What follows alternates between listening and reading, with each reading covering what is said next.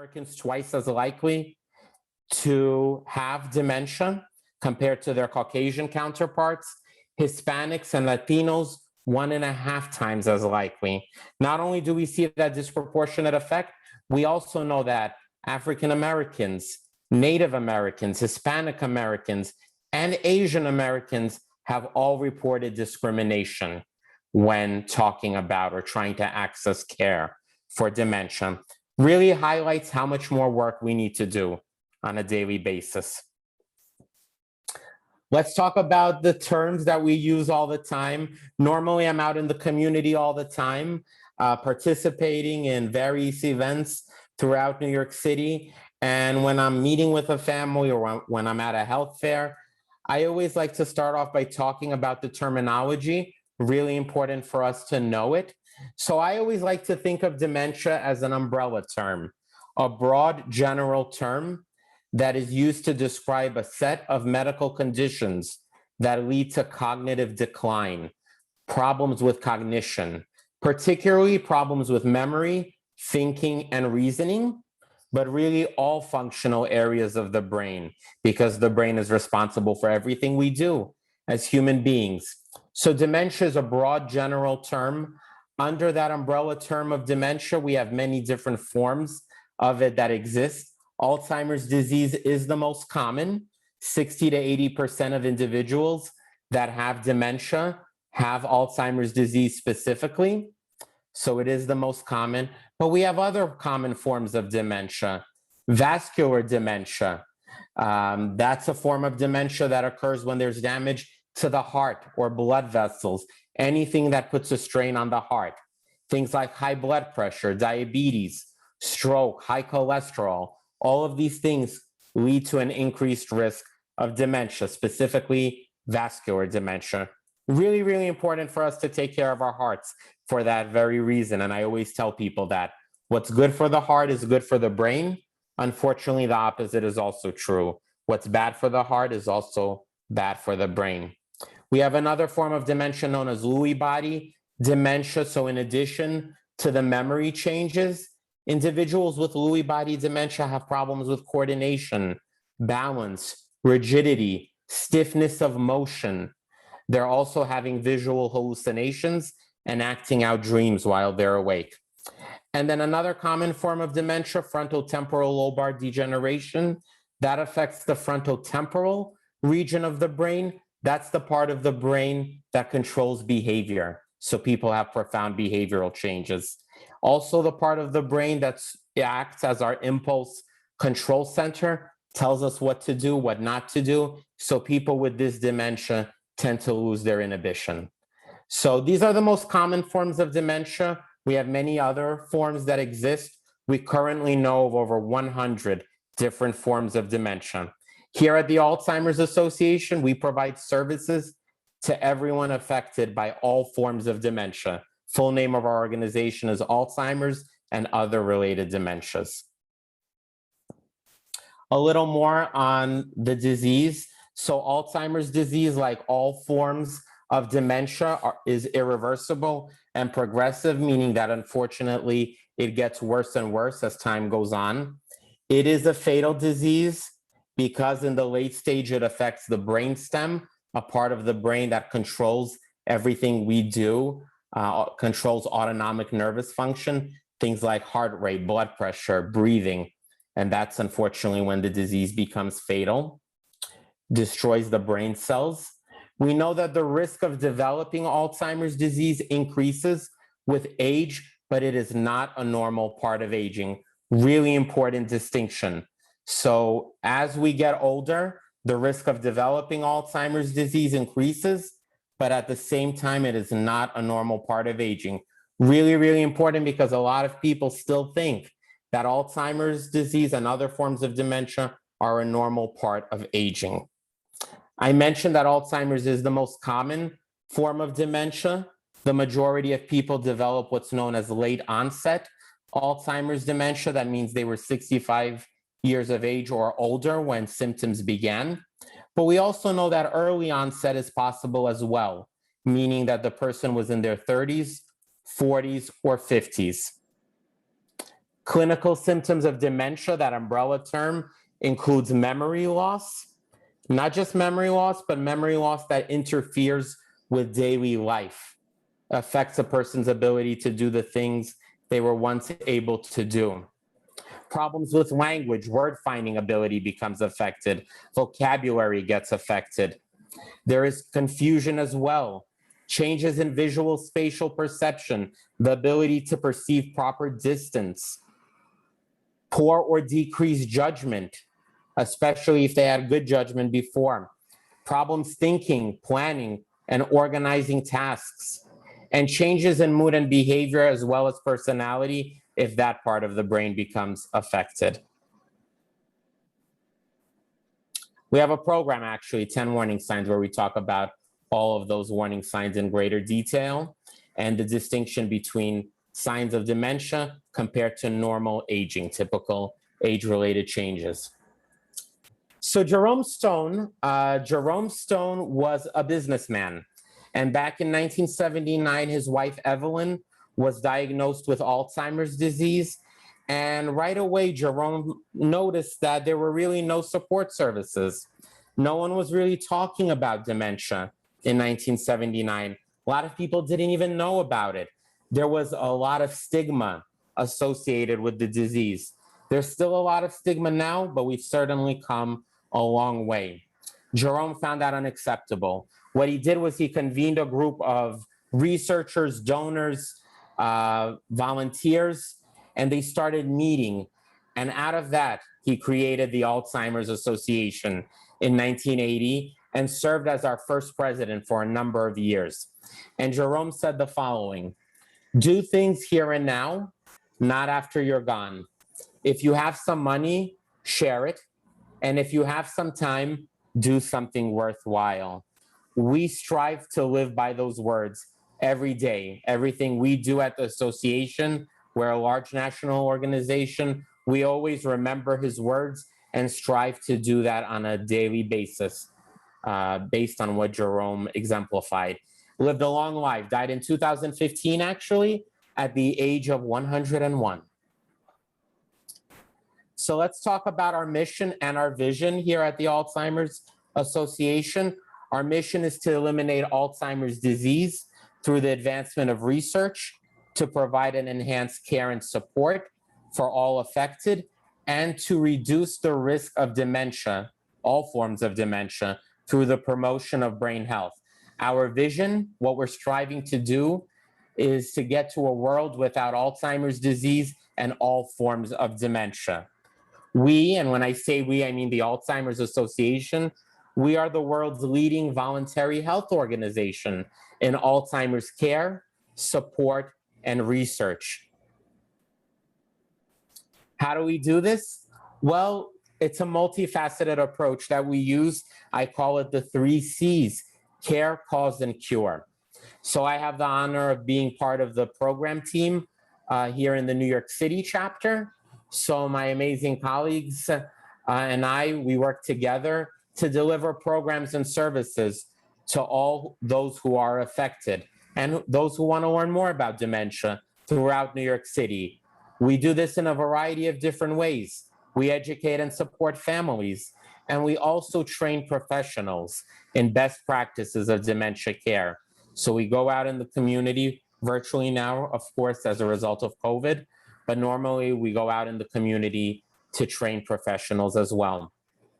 The cause component, so my other colleagues, they raise awareness of the disease, they drive public policy, and they advocate for increased research funding.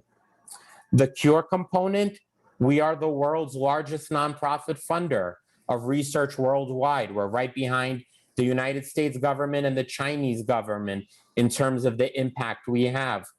We fund leading research through our MedSci department in our home office. And we also facilitate global collaboration. So I mentioned that I'm part of the program team. This is what we do, that care component that I mentioned. These are all of the services we provide. So let's talk about them in greater detail. We have a helpline that's available to everyone 24 hours, 7 days a week, 365 days a year. Individuals can call that number if they have questions about dementia, if they need assistance. Individuals who are caregivers can call that number if they're noticing that their loved one with dementia is anxious or agitated at 2 a.m. in the morning or at any time. Those are two of the most common dementia-related behaviors we see. They call that helpline, staffed by licensed clinical social workers and counselors who are more than happy to assist and provide tips and strategies. Also, the number individuals use to register for programs and services. So really, really wonderful resource. Information and referrals is another core service. So we are an information and referral-based organization. So if individuals contact our helpline or contact me directly or anyone else and they say, you know, Greg, I need a list of neurologists. I'm concerned about my mom. We live in East New York. Can you get me a list, not only of neurologists, but really, really amazing neurologists, because we know that doctors are not all created equal, unfortunately. So, and that goes for elder care attorneys, social adult daycare centers, any other community-based organization or service. We provide help for caregivers, of course. We also, of course, provide help for individuals with Alzheimer's disease and other forms of dementia through early stage programming to really offset a lot of the behavioral changes that we see with dementia. So we've done music, art, photography, dance in the past, and we're continuing to offer more and more of that. We also have support groups for people in the early stage of the disease. We provide education programs throughout New York City on a variety of different topics. We also have support groups for caregivers. That's an important resource for them a lot of times to gain coping mechanisms and to learn from one another. Medical Alert Safe Return is another service we provide. We know that unfortunately 60% of individuals with dementia will wander at some point in the disease process, occurs without warning if it does occur. So it's important to be prepared. Medical Alert Safe Return, the individual fills out an application and gets customized jewelry that they wear with their diagnosis, as well as any allergies that they might have. If they get lost, God forbid, hopefully they're able to be found safely. Research Trials, I mentioned, we're the world's largest nonprofit funder of research, and we have a variety of different resources online as well. Margaret Mead was an anthropologist, and she said, never doubt, oh, sorry about that, that a small group of thoughtful, committed citizens can change the world. Indeed, it's the only thing that ever has. So that speaks to the collective power we all have. Whenever I deliver programs, whenever I deliver services, I always usually start off and end on this note, talking about the fact that together, by working on this, by even initiating the conversation on dementia, we are all playing a part in ultimately changing the trajectory of the disease. So this slide represents an individual who is carrying the burden of Alzheimer's disease, and he or she is trying to go up this steep incline, big slope. So he or she is having trouble doing that. Historically, in the past, when we thought about dementia, there was no care planning. People didn't really talk about or know about the importance of care planning and didn't have resources with regard to that. Lack of services was a huge barrier. Untrained personnel was another barrier. We have a lot more work that needs to be done on that, but we've come a long way. And lack of treatments. I mentioned my grandmother had Alzheimer's disease. Well, her mother, my great-grandmother, also had Alzheimer's back in the early 90s. And I can tell you, there was very little at that time. So we've come a long way. So by now addressing and having come a long way with all of these things, the burden is still there. It's still not an easy journey, but it's a little more manageable. The slope has decreased. Really, really important for us to really remember that. So the person is still carrying the burden, but it's a little bit easier. Public policy and advocacy, this is one of the other ways we affect change. We advocate for people with dementia and caregivers at all levels of government, local, state, and federal. Advocates speak up on the need for Alzheimer's care, education, and research. And we push for research funding and improved access to Alzheimer's diagnosis and care. I always tell people we are nonpartisan and we are bipartisan. We talk to everyone. We have no political agenda. The only agenda we have is to help everyone affected by dementia, to push for more research funding, for more caregiver support, and for more support for individuals affected by this disease. So we've been able to get a lot of bipartisan support, which is wonderful in this hyper-partisan world that we're living in. Democrats, Republicans, independents supporting our cause. This picture was actually taken a few years ago. My colleague Ian, who is in charge of public policy and advocacy for New York State, is here in the middle, surrounded by some of his advocates in Washington, D.C. So Dr. Maria Carrillo is our chief science officer at the association, and she says that the Alzheimer's Association has been involved in nearly every research advance in Alzheimer's disease in the last 20 years. Absolutely true. When we think about the landscape of science, dementia science, where we've come, we've really been at the forefront in every major research breakthrough and advance that we've seen. So next generation, we're funding the future by focusing on the next generation of Alzheimer's research.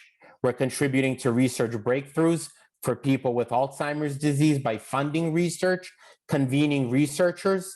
We have the world's largest conference in dementia science every year in the summer. It's coming up in July. AAIC, the Alzheimer's Association International Conference. Last year, of course, due to the pandemic, it was virtual. This year will be in person again, but it will also have a virtual option for those who prefer to participate virtually. Last year, we had 6,000 researchers from across the world, and we advanced systems that support breakthroughs. I talked about Trial Match, so that's a great way to get involved. Lots of different studies, clinical studies, as well as behavioral and non-clinical studies, and we need as many people participating as possible because all of us together will contribute. Someone will have that vital information that will ultimately lead to a cure or a major breakthrough. So really, really important. Takes a few minutes to participate. It's free, just like all of our services. You fill out and answer a few questions. You then get a list of studies that you might be eligible for.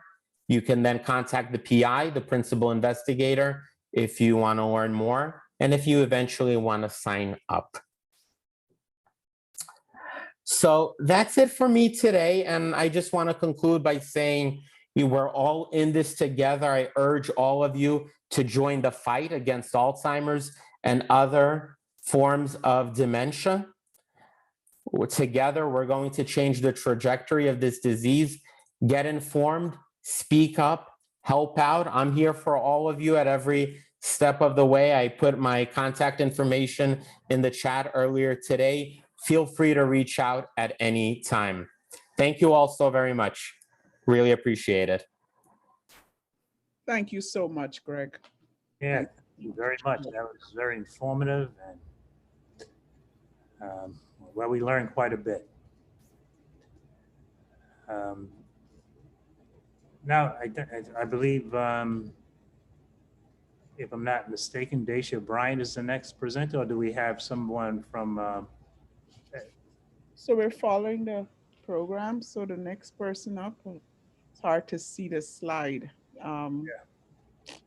It's Brandy from Empire Blue Cross Blue Shield. Thank you. Good afternoon, everyone. Thank you so much for having me. I'm going to share my screen, but while I do that, if everybody wants to drop in the chat about how they feel, whether it's good, happy, sad, I would love to know. We're doing well. I feel Very great. good. Thanks for coming. Doing well. Awesome. So I know I only have a very short time. This is a commercial break as it seems, which is a really good idea for us because we could talk all day if you let us. So I'm going to breeze through my slides. Can you guys see them here? Yes, we can. Great. So I am Brandy from Empire Blue Cross Blue Shield. I just want to share a bit about what we do out in the field since we are back from COVID. We've been around for almost 90 years. We have over 500,000 members at this time. I may have to stop my video, I'm sorry, just so that I could present here. Give me a sec. Thank you. And we also have over 40,000 doctors in our network. So a bit about what I do specifically is I go out in the field and I make friends and I try to see what people need the most, whether that's free virtual workshops, sponsorships for events and programs, or just us to be present at an event or any special programming that we have. We have teams that are based in all 5 boroughs. All of our offices should be open now.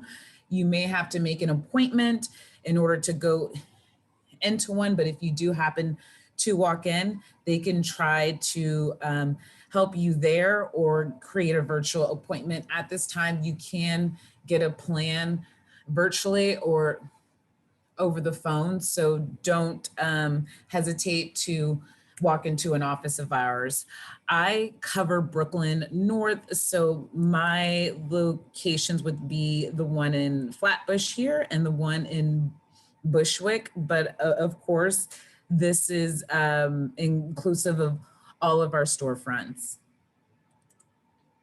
So a few things that we do offer for free are virtual workshops that we do via Zoom at this time. So they can cover things from credit health to personal finances to diabetes, cancer, post and prenatal stress management, tips for healthy kids, poisoning. So we have a gambit of things that we do. And again, these are free and open to any organization. We host them ourselves.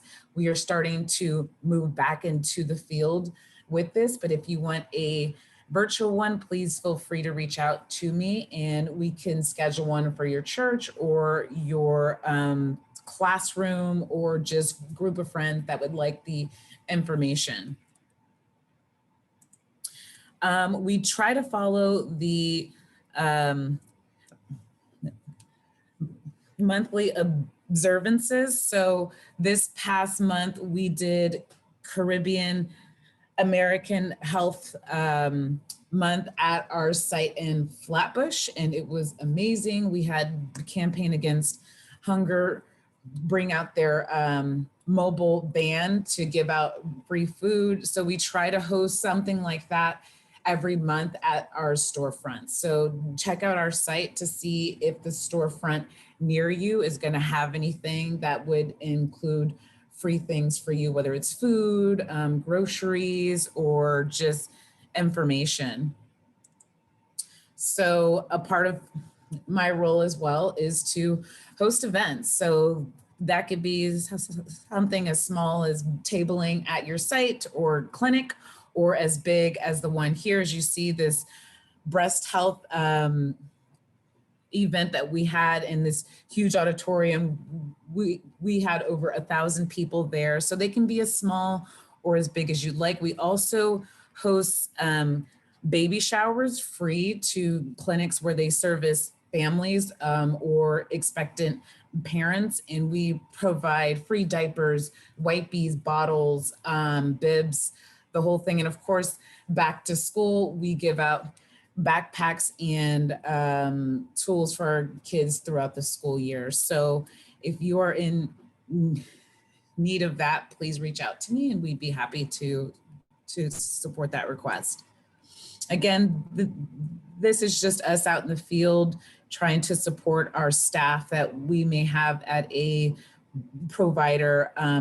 Free meals. Again, we also try to have health demos out of our vans that you may see on the street. So there are times where we have healthy drinks, foods, smoothies that are being provided there.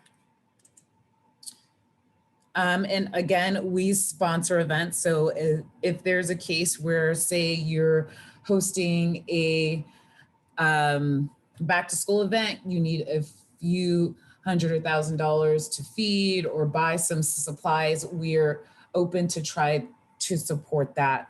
Of course, everything has to go through an approval, but we try to be there for our organizations throughout the year.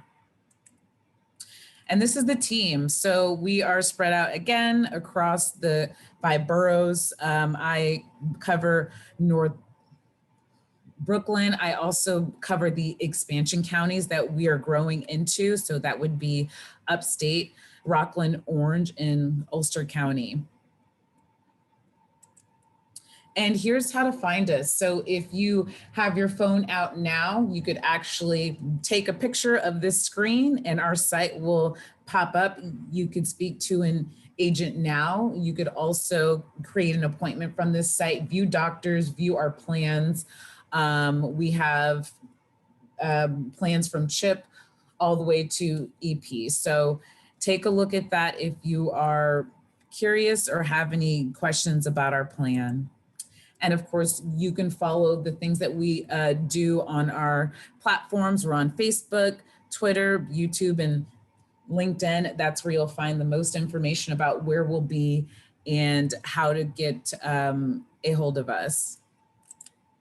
Thank you. So that's all I have. It was short and sweet. If anybody has any questions for me, I could leave this time that I have left to answer anything or discuss anything else. Thank you so much. I dropped my contact in the chat. I will do so again in the case you would like to get in touch with me. Thank you so much, Bradley. Yes, thank you so much. That was very informative. That's an established health provider, and we have a good reputation. So thank you very much. Thank you, guys. Okay. All righty. Well, that was a good commercial. Now we're going to, I believe, talk about diabetes. And we're going to ask Ms. Bryant to come forward now.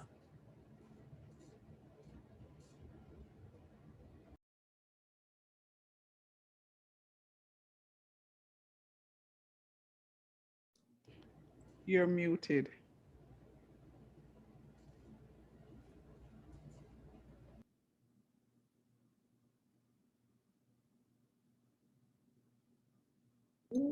Okay. Great.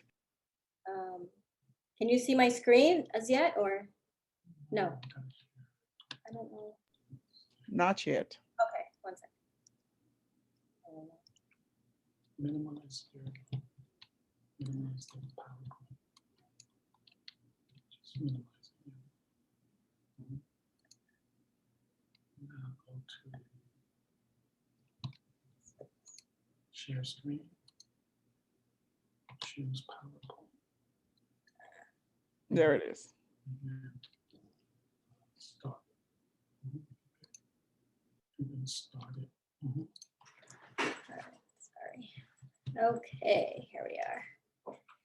I'm not that familiar with sharing screens and Zooming because I've been working since COVID. I've never had actually a day off I'm at work every day, so I don't have the luxury of being out a lot. Can everybody hear me? Yes, no problem. Okay, great, thank you. So again, thank you for allowing me to present tonight. Thank you, Kenilworth Church. It's a pleasure to be here. As was how I was introduced earlier, I am the founder of Heiko Health, and it is a digital health company that I started a few years ago. I am also a pharmacist. I've been a pharmacist primarily in the retail area for 20 years, and then I moved into the hospital area about 5 years ago. And I currently work at New York City Health and Hospitals in Brooklyn, New York, in Kings County Hospital. And it's been about 5 years there. It's been a really rewarding experience. Part of the reason that I went to Kings County was because of the high population of patients with diabetes of Caribbean descent. I am Caribbean as well, and I felt that this was the community that I really wanted to connect with. And also at the same time to utilize what I've learned as a diabetes educator. So my company is called Heiko Health, and it's a digital health company. It equips healthcare professionals, community health centers, and churches with our health app so that they can coach and support their members living with diabetes. And this is primarily done through the smartphone of the patient or the consumer. Today, I'm going to discuss a little bit about diabetes, managing it, medications, diabetes in our community, what can you do, and then just mention as well about our app and how it's disseminated. So the first thing when we talk about diabetes, we hear a lot about A1C. What is your A1C numbers? How is diabetes actually diagnosed? And it's primarily usually most people are diagnosed because they start feeling, extra hungry, going to the bathroom often. So something called polyphagia, polydipsia. And based on those symptoms, they might go to the doctor. And the doctor will do a blood test called an A1C test, or they can do a fasting blood glucose test. And based on the numbers, you're categorized as either having pre-diabetes possibly, or actually having diabetes. If you have an A1C over 6.5, that is considered to actually have diabetes. When we look at an A1C number, an A1C kind of gives you an overall of how you've been managing your diabetes or your blood sugar over the past 3 months. And if you have a range of between 5.7 to 6.4, that's actually considered to be pre-diabetes. And at that point, usually your doctor will recommend certain behavioral lifestyle changes so that you don't progress to diabetes. When we talk about A1C, that might not be something that you might be too familiar with, but to put it in context, if, for example, you go to the doctor and your A1C is a 9, that means your average blood glucose is about 212, right? So really what we want to do is to get that number as low as possible, preferably below a 7 if you've already had diabetes for a while, but even lower depending on age group and things like that. So each A1C target goal is really customized to the patient, but they're really looking for that number below a 7. When diabetes it gets progressively worse because it's attacked from all sides. It's almost as though our blood glucose goes up and our body is really trying to kind of keep that glucose inside. So for example, normally the kidneys will release glucose, not normally, but if it gets to an elevated amount, it will release it. But sometimes that those kidneys, instead of releasing it, will actually retain it. So now the blood sugar remains high. Your muscle, also, the muscle a lot of times would uptake or take up that glucose in the blood, but instead it actually resists it. And now the blood glucose is just circling around in your body. And that's important because if the blood glucose is in the blood, it's going to pretty much everywhere in your body, and it has the potential to cause damage wherever it goes. So wherever blood goes, the glucose can go as well. and affect many different parts of the body. We have, as we all know, certain ethnic groups that have a higher prevalence of diabetes. African Americans are about a little over 11% of African Americans have diabetes. In the Latin community, over 12% have diabetes. Another risk factor for getting diabetes is being overweight. So your family history. So if you have a parent or a sibling that has diabetes, that increases your risk factor for diabetes. Additionally, high blood pressure is also a risk factor. Now, one of the things that I really is kind of one of the major reasons why I decided to become a diabetes educator was because I realized that over my past career that a lot of pharmacists, we know that we have to, we receive a prescription, we fill that prescription for the patient, we talk to them about their medications, and then the patient goes away. And we don't really, as pharmacists, really think about how the overall environment of that patient affects how well their medication is going to do, how their medication regimen is going to succeed. We just look at the medications and, we talk about side effects, we talk about how it's going to work, but we don't realize that there's so many barriers that the patients have once they leave that pharmacy that's really going to impact it. And one of the things that I really try to speak to patients about is medications are indicated as an adjunct to diet and exercise. And this is actually written in the package insert for a lot of these diabetes medications. A lot of people feel that we're going to take the medication and it's going to make everything better. And that's really not the case. The medication is there because it is supposed to help you to get to a certain point, but it's not going to be the cure-all for everything. And I think for me personally, as pharmacists and being in that community, we don't really express that enough to patients and really tell them that we want you to, exercise or, have more physical activity. We want you to have a better diet. We want you to do other things and do other behaviors that are really going to help to improve your outcomes.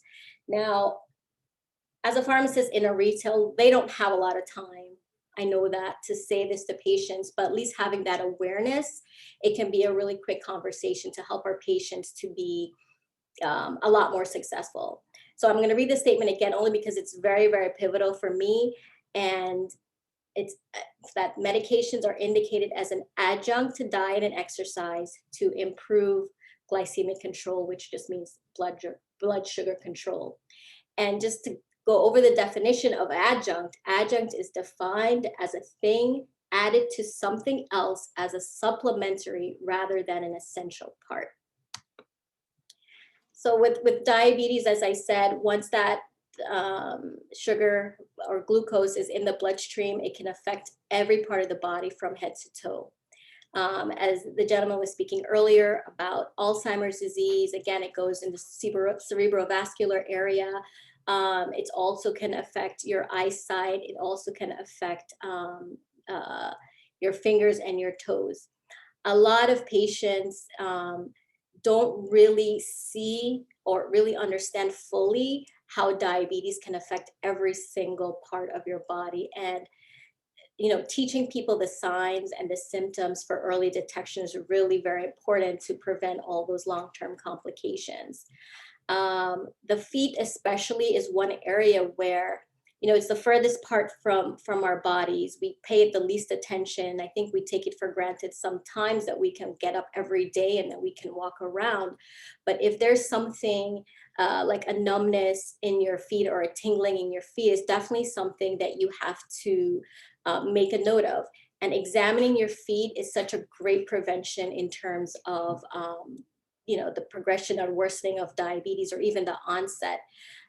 Going to your doctor, it's important that you take off your shoes as soon as you get in there because you want to make sure that they're looking at your feet.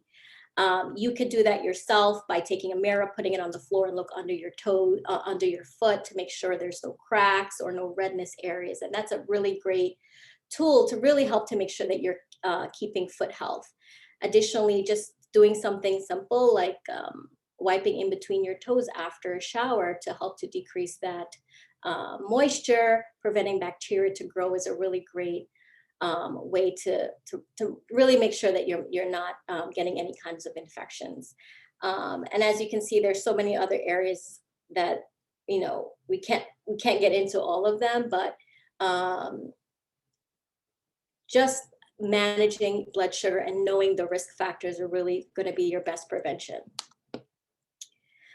In my practice, we come across a lot of patients, you know, that have diabetes.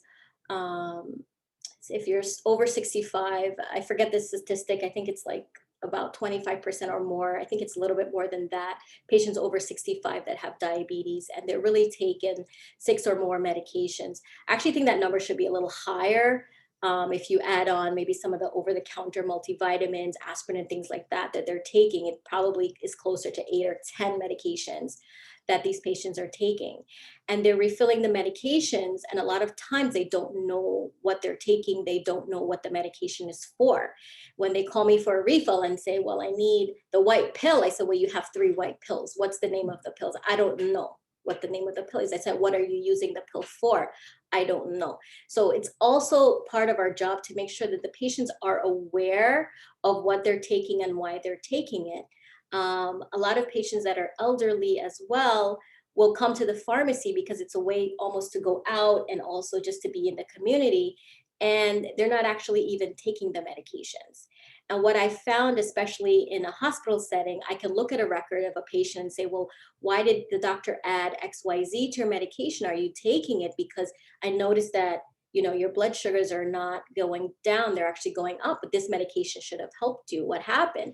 Oh, well, I didn't take it, or, you know, I had a family member going back to the Caribbean, so I gave them my strips or whatever have you. And those are the stories that I hear all the time. So we want to make sure that if the patient has access, if they're picking up their medications, that we're not always adding more and more medications on without asking the right questions. A few years ago, we had an advisor to our company, and he told the story of, I believe it was his mother, who elderly, was on multiple medications but was not getting better. And when they went to see the parent, they found their medications were underneath the bed, that they weren't actually taking it. They were just sort of like accumulating it. Now, I don't know, in that case, it might have been some type of a dementia. I don't know, but it's just telling that we really need to be, you know, really understanding what our patients are doing once they leave the hospital or doctor's offices or pharmacies, because the diagnosis is going to get progressively worse otherwise. When a patient with diabetes, if I'm talking to someone with diabetes, they're usually within one of these stages. So the first stage is just, do I really want to know? I find that in my Caribbean background family, they don't really want to know. They don't really want to tell anyone that they have diabetes. They have this preconception that what happened to, I don't know, their sister or their friend is going to happen to them. They have a preconception of, if I start medications, then I'll definitely have to go on insulin. I mean, there's all of these misconceptions about it, that it's better off not to know that I have diabetes or that something is wrong with me. Then you might have someone who says, well, okay, I have diabetes. Now what? What is it that I do? What is it what is the next step? And you have to kind of help to navigate patients through what it is that they're looking for. What is it that they want to achieve? How do I get there? What are my A1C numbers? What do I need to do when I go to the doctor's office? So different things like that, we try to help navigate our patients. And the next stage might be, can I ever get healthier? Because, you know, there is some type of, setbacks that we have when you have diabetes. It's not always just a smooth road to better A1C. There might be some hiccups along the way. And you have to tell your patients that, you know, it's a marathon. It's not a sprint, especially when you are trying to get healthier in any disease state, and diabetes especially. And lastly, you know, there are people who might be real champions. They are doing all the right things, And their next step is, well, what's really success for me? Now, success is whatever you define it. My motto is that I don't want your healthcare provider to define what your success is. We as an individual have to define our success. It could be, do I want to be able to, walk up, Bear Mountain? Do I want to be able to play with my grandchildren? What is it that success is for you? And that's how we're going to determine, that's how success is going to be long-term, and it's not going to be short-term success. So one of the things, diabetes, it's on the rise, and it's actually really sad. And I think that it has a lot to do with, a lot of the foods that we're exposed to and what we choose to consume. I always say it's what's in front of you, what's in your plate. What are you deciding that you want to consume? Because all of these foods that we're presented on the television, as we have bigger and bigger TVs, everything, even though they may not look appealing, they finally seem appealing because they zoom in on everything, everything that's crunchy, everything that's saucy, everything that's sweet. And it's a tactic, and you crave these types of things. And not only that, we're eating a lot more processed foods at home, not natural foods, not foods that they were intended to be consumed. And there's a lot of mix and matching of foods on the market as well. The enemy a lot of times is within. It's what we're choosing to put into our pantries and into our cabinets. I know sometimes this can be difficult for some people because, we have food deserts, we have a lot of challenges when it comes to getting healthy foods, but there are definitely ways or things that we can reduce to really start to help even those people who may be in those types of situations. So they can even teach portion sizes, they can buy low sodium options, even of some of these processed things, and just make a start of it. It doesn't have to be, every single thing, because that can be difficult, and can be costly as well. These are some of the temptations that I always kind of laugh at it. One of them that was really made me chuckle a lot was the donut burger, because the way that we're combining foods now, and that they're telling us to eat all of these things all combined together, the amount of carbohydrates, the amount of sugar, and all of these things are really going to be detrimental to our health. So we really need to pay attention to really what's being put in front of us and what we choose to consume. People with diabetes need to follow a special diet. That's not true. Someone with diabetes can benefit from the same healthy diet as everyone else. We all just need to be very conscious of the portion sizes, the amounts that we're eating. And when we're full, we just need to stop. And we all know what our point is. Overconsumption is really what's leading this diabetes epidemic as well. We have just a little snapshot that's available to be downloaded on our website, that you can kind of take a look at some of the things that are healthy for us and where these healthy foods are working in our bodies. And it just gives you an idea that we want to eat foods in their holistic form. We don't want them to be processed, because that's when a lot of that nutrients and the benefit is lost through those processes. Again, I recognize that there's a lot of difficulties in that, but I think as healthcare providers, we need to step out of our comfort zone a little bit and help to direct our patients in certain communities to get those healthier options and make it part of that daily conversation or that visit for them. I brought this slide up because this is a church presentation, and I always remember when I would go to church with my parents, and at the end of church, there was, you go downstairs and there was always food. And I always remember there was always a layout of all different kinds of foods, but and it was mainly a Caribbean church. And in the Caribbean, everything has to be flavored. Everything has to taste good. So we tend to cover a lot of our foods with sauces, and, I just want to make sure that, our churches are there to nourish us, to nourish our mind, to teach us, to nourish us spiritually, but also we want to make sure that the church is also helping us to be healthy, giving us options that we're going to be happy that once we're finished church, we're going to come down and be happy and contented as well, not just with the word, but also with the food that's being served there. The church is a great place for education. It's a great place for outreach. It's a great place for community. And we rely on a lot of the people that, we go to church with for guidance, and making sure that the church is also a source of showing us, what are the best things to eat to nourish our bodies as well.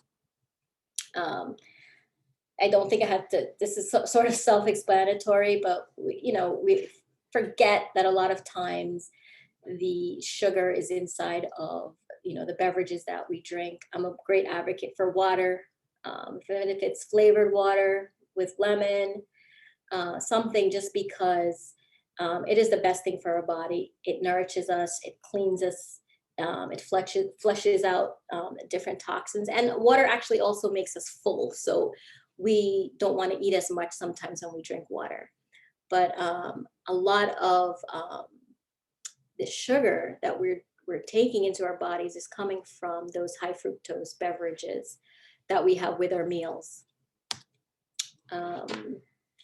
So now is the time to really start to decide how we want to live the rest of our lives.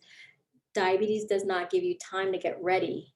You don't really have the luxury of time. We have to make the decisions now. We have to start living healthier now. We have to decide how we want to, if we're going to be there for the next generation, our children, our grandchildren. One thing I see that, I keep going back to the Caribbean story, but in the Caribbean household, the woman usually is like pretty much the head, and women are the ones who are going to, really lead the way to get our families out of diabetes progression, because we're serving the foods, we're buying the foods, and we're really the ones who are going to lead. So once the woman is at the head, I don't think we can really go wrong. I'm biased in that, obviously, as well. And diabetes, it's going on even if you're undiagnosed. Most people have diabetes 10 to 15 years before it's actually even diagnosed. So we really have to remember, it's silent, does not always have symptoms, but we just have to know that we have to be ready all the time to fight this disease. And one of the last things that I'll say is that I've been to quite a few churches and listened to, presentations by different companies. And I just want to say that, there are companies out there that are selling like snake oil. I call it snake oil, vitamins and supplements. I mean, there's no cure or overnight fixes for this. And these vitamins and supplements will say they'll do this and they'll do that. But just be aware that really the decisions that we make is really in us. It's not these supplements. And I'm not saying that there aren't things out there that can definitely help you. They are things, but I just want to remind you that, again, these are just adjuncts to it. The main thing is going to be your physical activity, your exercise, your change, your behavior. And I believe very strongly in meditation as well as prayer to really center you as well. You can stop the progression of diabetes with, just small changes that you make. Avoid those mix match foods that I absolutely cannot. Makes me chuckle every time I see those commercials. And don't hide the taste of your vegetables. Just make sure to eat them in the rawest form, not uncooked, but their most purest form as possible. You'll find that you will get pleasure out of them, trust me, and the benefits are immeasurable as well. So I will leave you with diabetes is not a death sentence. It does not discriminate. Nutrition, I really believe that nutrition is key. So get tested and start making your changes today. And as part of our community outreach program, we'll extend an invitation to first 10 church members who contact us at Heiko Health, and you'll get for free. You will be coached and supported through a 90-day class on your smartphone. And feel free to reach out to us or email us, and we'll be more than happy to help you on your journey to better health. Thank you so much. Well, thank you very much. That was a riveting presentation. And I got to tell you, the church that I pastor is predominantly Caribbean. And every third Sunday, we have a family friends dinner. And that picture you showed looked just like that. So thank you for that. You're welcome. Okay. I believe our next president, well, we're going to have, I guess, what they refer to as a commercial now, and that's Shauna Patrick, the Office of Citywide Health Insurance. Okay.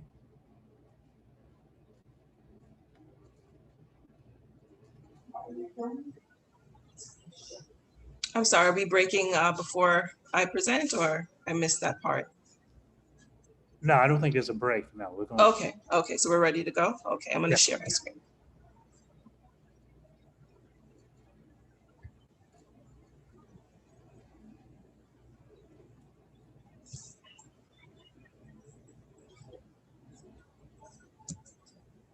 Oh,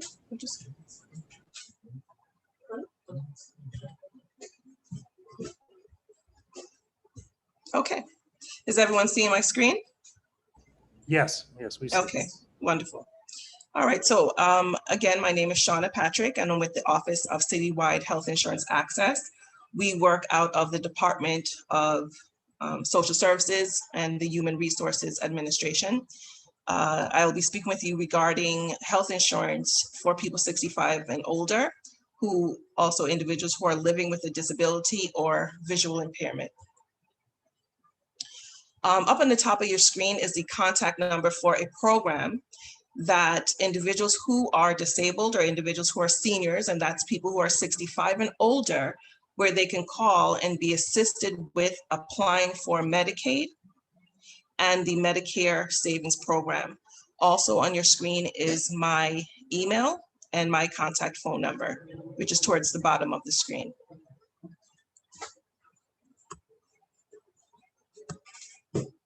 So again, the program that I'm speaking about are for people 65 and older, individuals who have been certified blind by the New York State Commission for the Blind, and those people and individuals who have been certified disabled, and that's done by 3 organizations.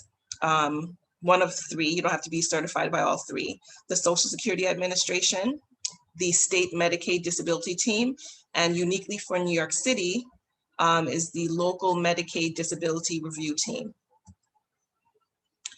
So Medicaid is for people who are very low income. So as you can see again on your screen, a single person would be meet eligibility in terms of income when their income is $884 a month or $10,600. $1,300 a month for a couple or $15,600 a year. And then you can see resources. So what does resources refer to? Resources refers to your assets. It refers to money that you may have in a bank, any sort of investments you may have, annuities and so on. It does not, however, refer to your ownership of a single home and a single vehicle.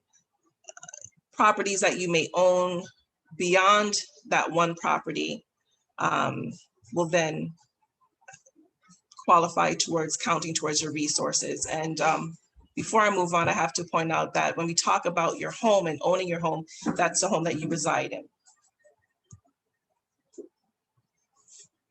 So the screen that we saw earlier, we were talking about Medicaid for people who are either US citizens or people who are permanent residents or quote unquote green card holders.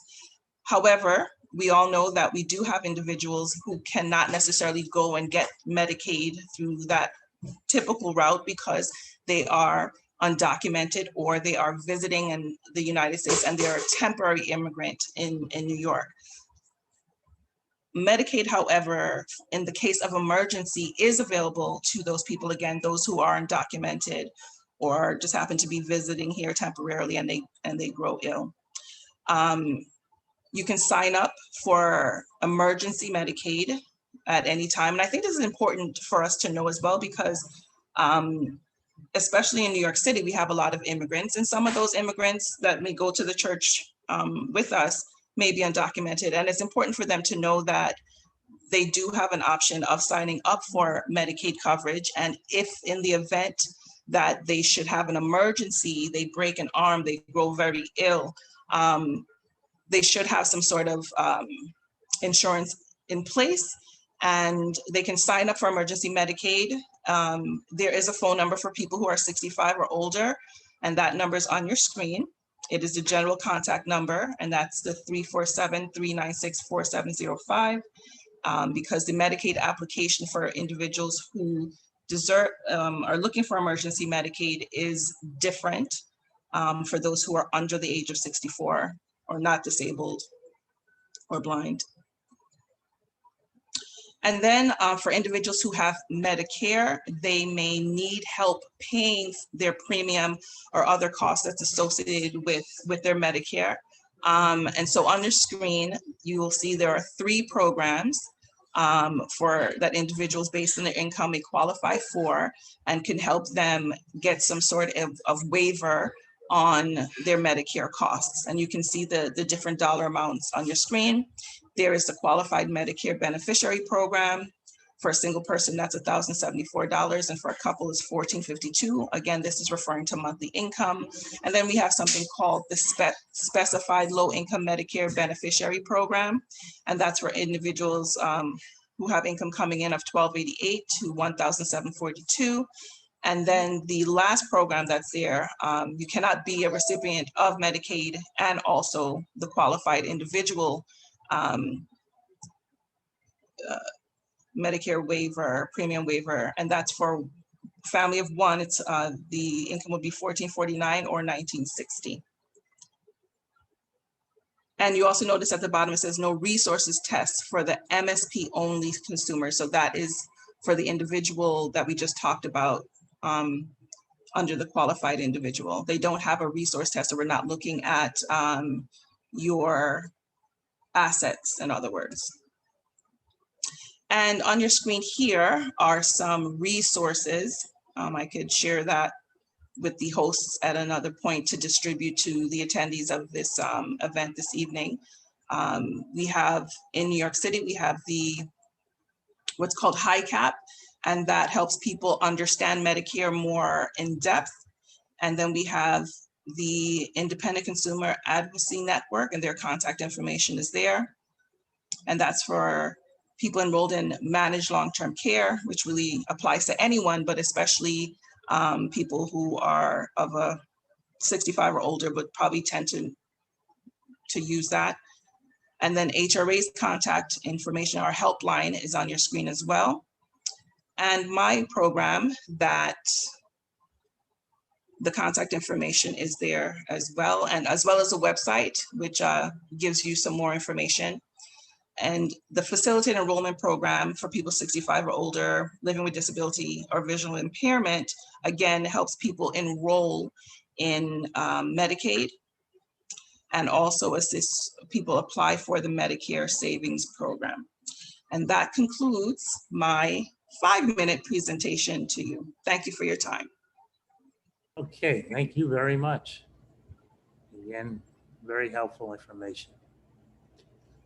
All righty. So now we're going to call on Dr. Maxine Dove, who's a dentist, and she is going to now give us a presentation. Okay, good evening, everyone. Thank you, Pastor. Okay, good evening. Thank you, Carol, for inviting me. And I am hoping that my presentation, that everyone will get a few nuggets out of my presentation. As Carol said, or as Pastor said, I've been practicing dentistry since 1986. So I've seen a lot and I've learned a lot. A lot of what enters your body goes through your oral cavity. The oral cavity is very important for nutrition, speech, and appearance. First impression and physical appearance are very important in our society. Your smile is integral to that first impression or the physical appearance. Research has shown that physical appearance can affect one's job prospects, promotion opportunities, and your income. So let's have a conversation about that often neglected oral cavity. The American Dental Association recommends that we brush twice a day for at least 2 minutes using a fluoridated toothpaste, and your toothbrush should be of soft nylon bristle. Soft, not hard, not medium. I know when we go to the store, a lot of times the medium and hard toothbrushes are on sale. You can buy them to scrub your floor or your bathroom. Don't buy them to brush your teeth. They are too abrasive for your teeth and gums. So please stay away from the hard and medium toothbrush, even though over the years people have said, but Dr. Dunn, when I use the soft one, it doesn't feel like I'm doing anything. It's doing something. Go ahead and brush. Don't scrub, but brush your teeth. You should also change your toothbrush every 3 to 4 months. It's time to throw that one out and get a new one. You should also change your toothbrush after you've recovered from an infection such as strep throat or the flu. Research has also shown that the electric toothbrushes, which are now available, they get your teeth much cleaner than a manual toothbrush.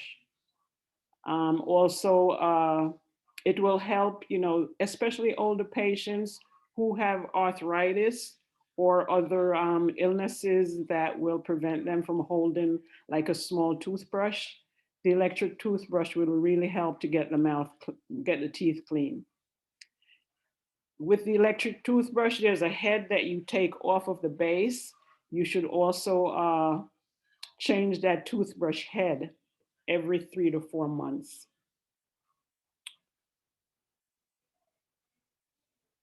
You should also floss. And people ask me, I brush my teeth, why I need to floss. The toothbrush bristles, they are too large to get in between your teeth. And when you eat, whether you feel it or not, there are pieces of food that gets lodged between the teeth. So you need a floss. That's the only thing that's going to get in between the teeth to clean those surfaces. You also need to floss before you go to sleep. And you also need to clean your tongue before you go to sleep. There is something called a tongue cleaner. You can find it in most drugstores or supermarkets to clean your tongue, because debris, plaque does accumulate on your tongue also. So you do need to clean your tongue. As the diabetic presenter, she spoke about diet. We in dentistry, we believe that a diet of lean proteins, whole grains, fruits, and vegetables are very important. That's what we should be consuming. And I piggyback on her in saying, please, please, please, I beg you, stay away from sodas and those sugared drinks. And if you are going to drink a soda or one of those sugar drinks, please drink it with a straw. And don't let a soda last like all morning until lunchtime, or from lunchtime until you leave your job. Because literally what you're doing is bathing your teeth in sugar and acid for several hours. So if you're going to drink a soda, which I don't advocate, but if you're going to do that, just drink the soda. Don't drag it out, you know, have it sitting around sipping on it for several hours. Oh, another thing, speaking of Caribbean people, we love to eat bones. I have found out over the years, teeth always lose out to bones. I said that to a young lady one time in my chair, and she told me that eating bones was part of our culture. And I said, okay, anyway, your teeth, you're either gonna chip your tooth, you're gonna crack it, or you're gonna fracture it. And it may fracture so badly that you end up having to take your tooth out. So please stay away from bones.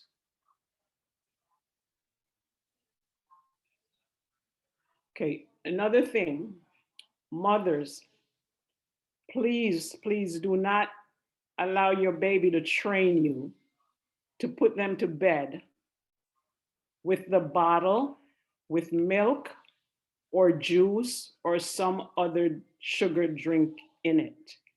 If they've trained you to put them to bed with a bottle, please let it be water.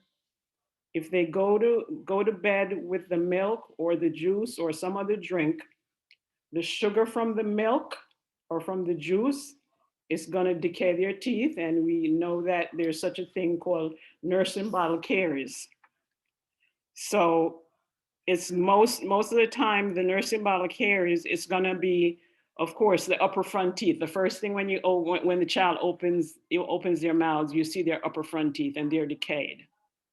There is no reason for young children to have to go through dental treatment at that age, you know, for caries. Most of the time when children are very young, you will have to have them see a pediatric dentist. Your insurance might not cover it, or if it does, it's going to be a very small portion. So save yourself some money, save your child some trauma, and if they have to sleep with the bottle, please let it be water.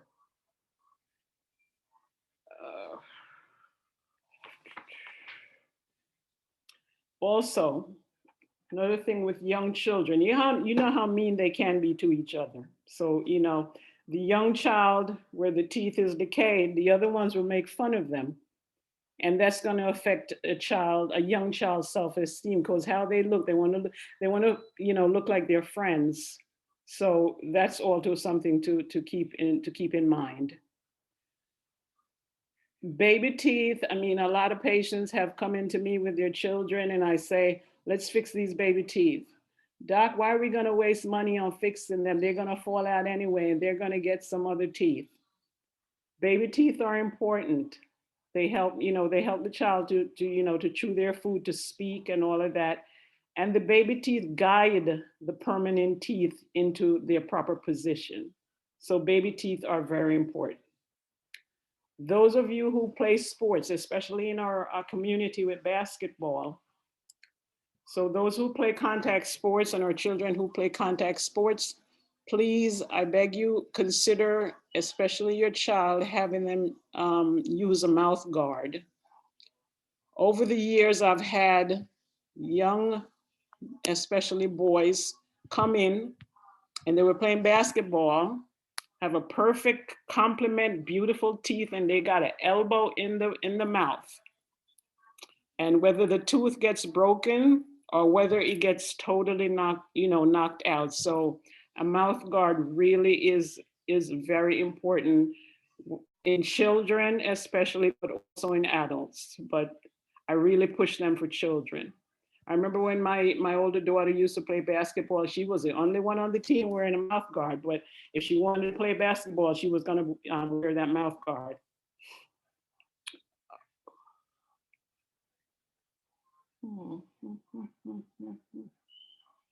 Okay, not practicing good home care, good oral hygiene, it's always going to lead to tooth loss.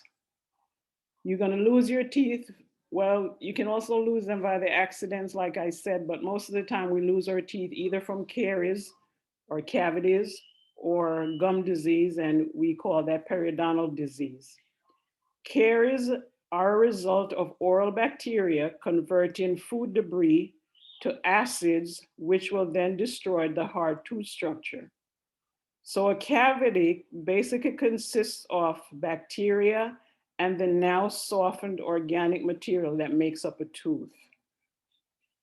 A tooth with a simple cavity can be restored with filling material.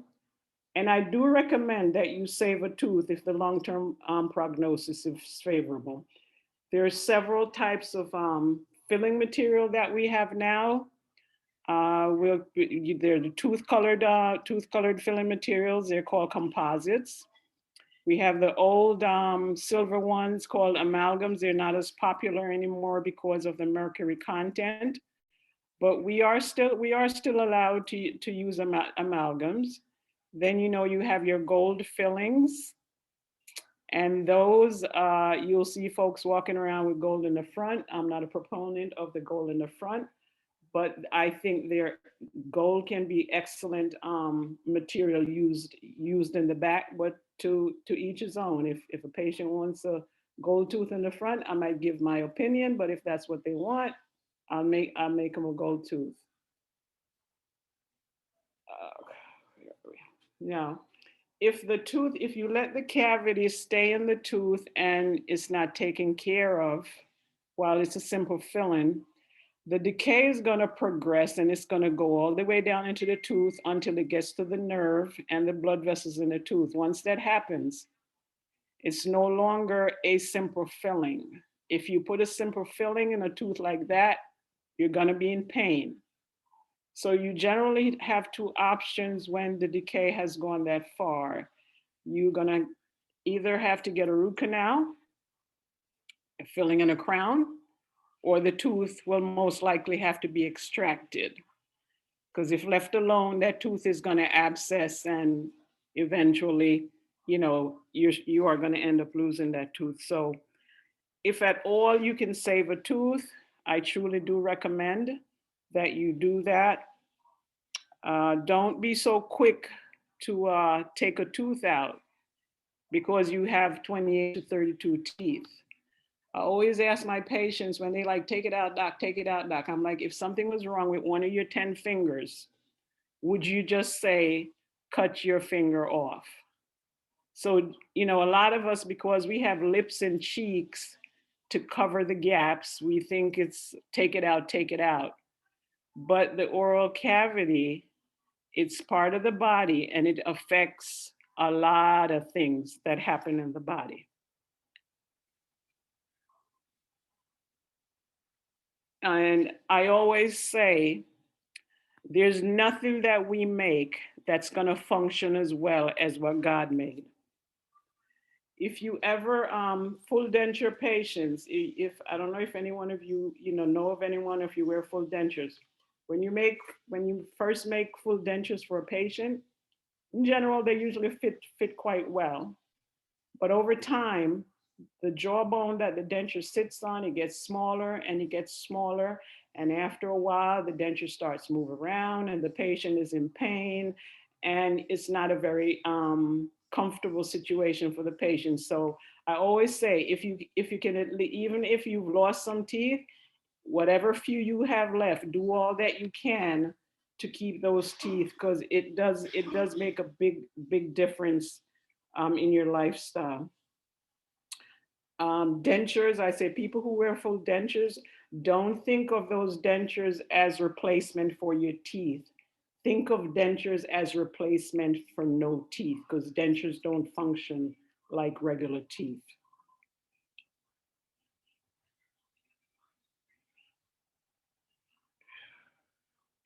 If you do not practice good home care, we go to now talking about not caries, but periodontal disease or gum disease, which has a bacterial component to it. Simple periodontal disease, the first stage in gum disease is gingivitis.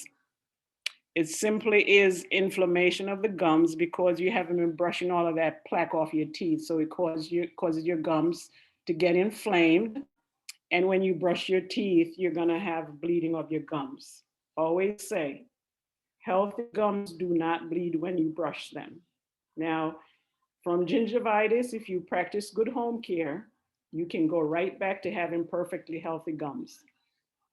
If you go past gingivitis and now we get into the real periodontal disease, now this is irreversible because periodontal disease is not only going to affect the gums, it's going to affect the bone that your teeth sits in. Your teeth sits in bone and they're nice and strong and they're stable. If you start losing the bone that holds the teeth in, all of a sudden, you'll find that, teeth are starting to wiggle a little bit. And if you lose enough bone, there are times that we have no choice but to take the teeth out. So first stage is gingivitis. Second stage is irreversible periodontitis or gum disease. With periodontitis, I'm sure there are a lot of people, it's very prevalent. I don't have the percentage of adults that will most likely have periodontal disease. You'll notice that you'll brush and you'll rinse your mouth with mouthwash and all of that, and you still have, bad breath, halitosis. That's also usually a sign of gum disease. The swollen gums or the sore gums can also be a sign of periodontal disease. Now, if you have a healthy mouth, you should go to the dentist 2 times a year, meaning every 6 months, you're going for a cleaning and a checkup. If you have periodontal disease, it's gonna go to 3 to 4 times a year. Now, by patient basis, we'll decide, if you're 3 times a year or if you're gonna be 4 times a year. Periodontal disease, like I said, affects the gums.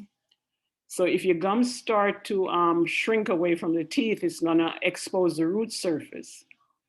And then all of a sudden, you're also gonna start noticing that you are sensitive to hot and you're sensitive to cold. And one of the hardest things sometimes for us as dentists to treat are the patient that comes in and have sensitivity, all over the mouth. But fortunately, as time has progressed, we have a lot of over-the-counter toothpaste and also prescription toothpaste when the over-the-counter doesn't work, that we can offer patients that help a lot with the sensitivity. Poorly controlled periodontal disease has been shown to affect the ability to properly control blood glucose level in diabetics. So here goes another cog in the wheel with diabetic. The diabetic that also has periodontal disease that is not well controlled is also going to affect your ability to control blood sugar. Conversely, diabetics are more prone to have periodontal disease than people who are not diabetics. It is believed that the increased glucose level in the saliva is used by the oral bacteria to the periodontal disease. Researchers at Harvard have postulated that people with gum disease 2 to 3 times the risk of having a heart attack, stroke, or other cardiac event. Now, we're not saying if you have periodontal disease, you're going to have a cardiovascular event. More research needs to be done, but it is believed to be a risk factor that is to others like smoking and an unhealthy diet. It will increase your risk for some kind of cardiovascular problem. Periodontal disease, because there is like I say, there is the bacteria in the mouth are involved with that. So periodontal disease increases the body's burden of inflammation. Long-term chronic inflammation in the body is a key contributor to mental health problems.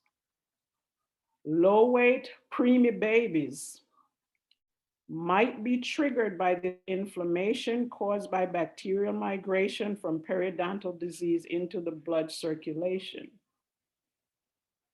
It is recommended that if you are planning a pregnancy, a lot of us are accidental, but if you're planning a pregnancy, it is advisable to go to your dentist and whatever dental treatment that needs to be done, that you get it done before you become pregnant. Another thing, a lot of people come in, we give them a medical history form to fill out, and they come in and go, Doc, I have to fill that form, you trying to clean my teeth or you trying to do fillings. It's very important that you give us a complete medical history, including all medications that you take. We are very, there's a lot of people now that we hear about osteoporosis. Now, a class of medicines that people with osteoporosis take called bisphosphonates. We need to know if you're taking that. And some of those medications includes Fosamax, Actonel, Boniva. We need to know that, because if we're gonna do an extraction, if we're gonna place a dental implant, if we're gonna do periodontal surgery, we need to know that, because those medications affect bone healing and how the body repairs bone in the body. So if we just go willy-nilly, do an extraction on someone taking that, there are patients where the bone healing is going to be slowed down, or the bone doesn't heal at all. And then we have necrosis in the jawbone, which is going to be a major problem for us to fix. So it's very important that you let the dentist know what your medical history is and what medications you're taking. When I first started practicing about 35 years ago, anyone that had a heart murmur, we had to pre-medicate them with antibiotics before we did a dental treatment, because back then it was believed that bacteria could travel from the mouth and go to that defective heart valve and cause what is called a bacterial endocarditis. So we used to pre-medicate everyone that had a heart murmur, history of a heart murmur. But since 2006, the American Heart Association and the American College of Cardiology no longer recommends that patients with heart murmurs need antibiotics before dental treatment. But there are still some patients that, over the years that I have spoken with their cardiologist or their primary care physician, and they still do recommend, there are still a few patients that we still pre-medicate, even though they just have a heart murmur. Pre-medication, though, is still recommended for people who have artificial heart valves, history of prior heart valve infection, or if you're born with a heart defect that could increase your risk of this bacterial endocarditis. Aside from the heart, we have a lot of people who have hip replacements and knee replacements. Years ago, also, all those patients, we used to have to give them some amoxicillin before we did any kind of treatment to them. But now the ADA recommends that we no longer need to pre-medicate patients with antibiotics before dental treatment, but there are some orthopedic surgeons that still feel, and the patient will bring the little paper in from the cardiologist, that after the first 2 years of knee surgery, they still do recommend that these patients be pre-medicated with antibiotics before dental treatment. And it's not just dentistry. Like if they're going to have any other kind of surgery, this is also recommended. Now, both the ADA and the orthopedic surgeons, they still do recommend that we pre-medicate patients who have joints replacement and are also immunocompromised. Immunocompromised people would be diabetics, because remember, diabetics, they heal very slowly, and they are more prone to infections. People who are undergoing chemotherapy for cancer, people who have rheumatoid arthritis, you need to they still do recommend that those patients be pre-medicated because their immune systems are not working optimally.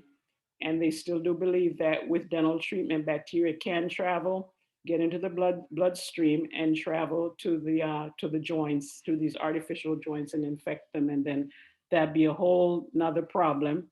Another reason why, there are always recommendations and they're changing as the research goes is that, we have this whole thing about bacteria that are resistant to antibiotics because there's believed to be an overuse of antibiotics.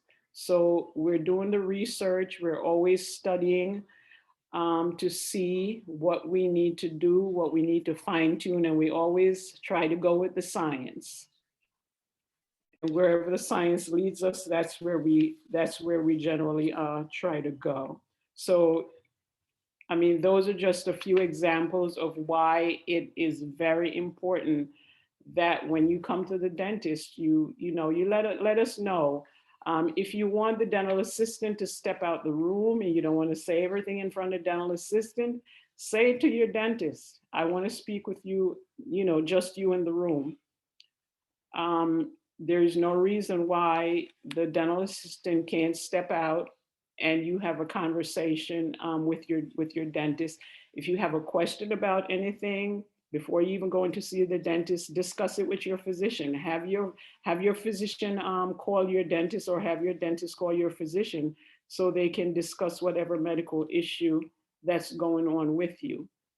If you are going to an office that you don't think you're being treated well, because as African Americans, we know that not everywhere we go, that we are treated like everyone else. Thank God we especially live in this New York area. If one office isn't meeting your needs, you can always go someplace else. You never have to satisfy with not being treated well as a human being in a healthcare setting. We do not have to satisfy with too big is a fit. We don't have to do that anymore. Next thing I want to speak about is malignancies, benign and malignant lesions in the mouth. If you notice that there's a lesion in your mouth, such as a growth, a lump, an ulcer, a discoloration that does not go away in 10 to 14 days, please, please, please have it checked by a dentist. Most lesions will go away in that 10 days to 2-week period. The lesions that don't go away in 10 to 14 days, or they continue to get larger, or they start to hurt you, those are the ones that we are concerned about. And I mean, it could simply be a swelling, from an infection. Maybe a tooth is decayed so badly, and sometimes teeth are decayed and infected and they don't hurt. But this swelling could simply be an infection from a tooth, but you do need to have that checked out by a dentist. Some growths, they might just be benign. They might simply need to be removed. But we have to also be concerned about oral cancer. It's real. Oral cancer can develop on the lips, the tongue, the roof of the mouth, your cheek, or underneath your tongue. Some of the known risk factors for oral cancer is smoking and or chewing tobacco, heavy alcohol drinking, sun exposure to the lips, and the human papillomavirus. Those are all known risk factors. There were 53,000 newly diagnosed cases of oral cancer in 2020. Unfortunately, most were found in late stage, which accounts for a high death rate of about 43%. That's a lot. And as a profession, we have to take some blame for that. when you go in for that regular 6-month checkup, it should not be just for a cleaning and just to check if you have cavities. Your dentist should be checking, you should feel them pulling on your lip, looking underneath your tongue, looking in your cheek, looking at the floor of the mouth, having you say, ah, so they can see the back of your throat. That's how we should be touching it and palpating it to see if we feel anything that's not supposed to be there. That's how we do an oral cancer screening. That's how we catch things early. And with all cancers, if you catch it early, the better off you will be. So the regular checkups that I say that you should do every 6 months, those, that comes in real handy. It's really important. It's not just about your teeth. One last thing. For my people that smoke marijuana, I haven't read any research on it, but from my experience and from talking to colleagues, we have found that it's very difficult to achieve profound anesthesia using local anesthesia, meaning getting you numb enough so when we're doing your procedure that you don't feel any discomfort. We've found that people who smoke marijuana on a regular basis, that we have a problem getting them numb. So consider when you go to the dentist and they give you a bunch of local shots and you're like, doc, I'm still feeling a little something, or you're not even able to tolerate the procedure. It might not be that the dentist don't do the local anesthesia, because I know, a lot of times, you want to blame the dentist didn't get the shot right. It might be that spliff that you're smoking preventing that anesthesia from working. So that's food for thought. And thank you guys for having me. I hope you got something out of my presentation. I don't know if there's any time for any general question, but thank you again. And that's my presentation. Well, thank you very much, Dr. Dove. That was a lot of information, very helpful information. And let me make a confession. When it comes to that toothbrush, I've been doing it all wrong. Okay. Okay. Okay, so. It's never too late to change. Okay. And I love bones. No, Carol, no. You're going to pay for it. I already did. Oh, see? Thank you. All right, well, thank you. Now we're going to have Keisha Daniels tell us a little something about Metro Plus Health. Hello, good evening, everyone. My name is Joanna Bosquet. I am a colleague. I work with Keisha Daniels. She is on the presentation. She's going to play a short video for us.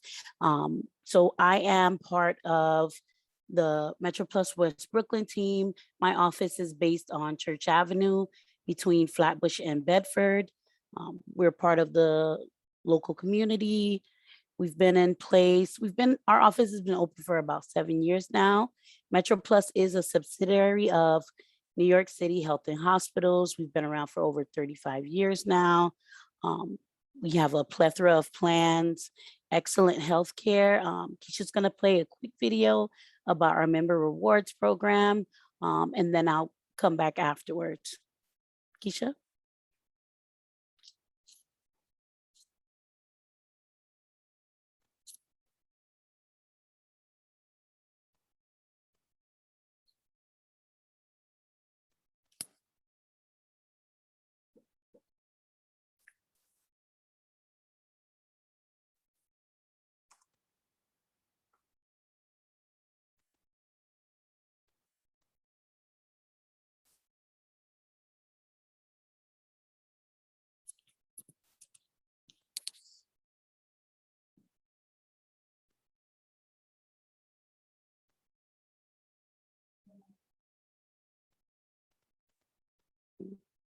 Sorry, just one moment.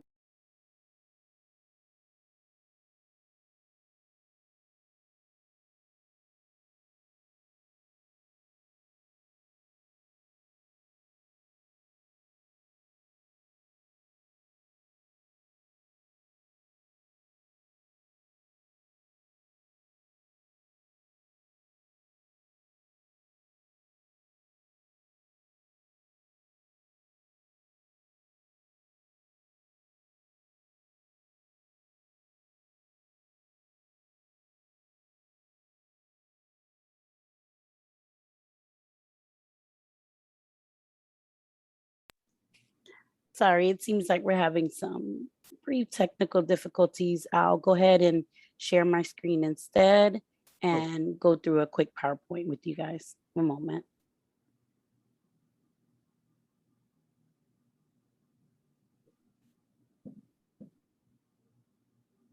Okay, can everyone see my screen? Yes, we can. Okay. Oh, Keisha's now taking over. Okay, here we go.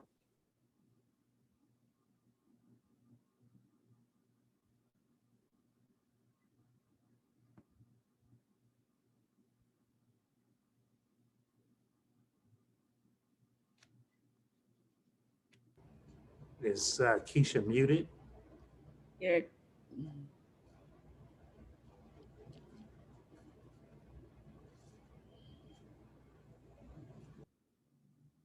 Yeah, she's muted.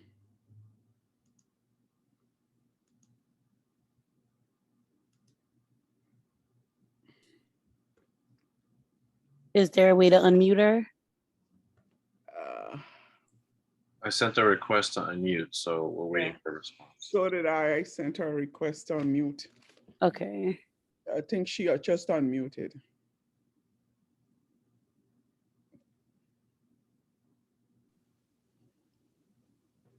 Okay.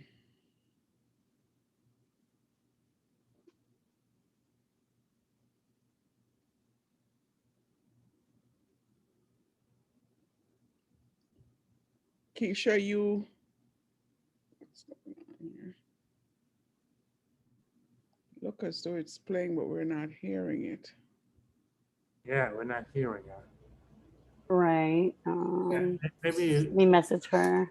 Yeah, could you just, maybe you'll have to present. yeah, you go ahead and present, and perhaps she can pick up after you. Right. Okay.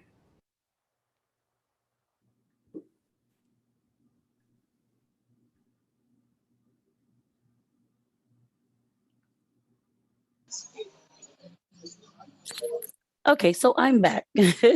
I do have a confession to make. I'm West Indian as well, and I love bones. So thank you so much, Doctor. I will attempt to leave them alone, but I love bones too. So it was really, you said it, I just laughed. I thought of my mother, my grandmother, and everyone.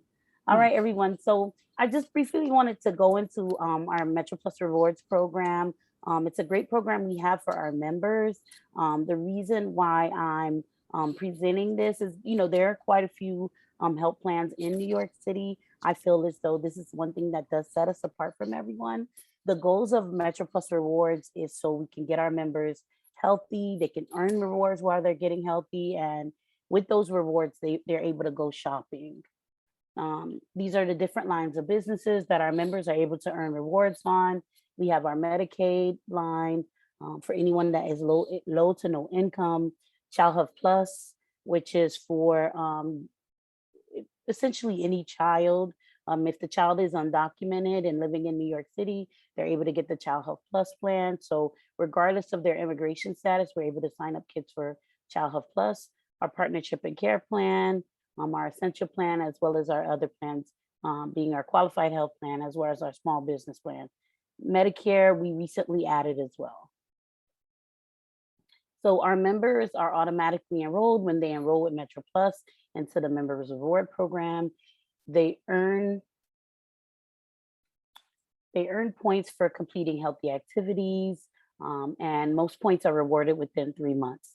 The members do have to register, but after registering, they're able to utilize those points to shop online, or as well as over the phone as well. Okay, we found that 97% of our members were satisfied with the reward program. 93% did say that improved their health. 96% said it was easy to use our website, and 96% said it encouraged them to make healthy choices as well. So these are some of the activities that we utilize to get members to earn more points as well as get healthier. We have our Step Up Challenge, which encourages members to walk more.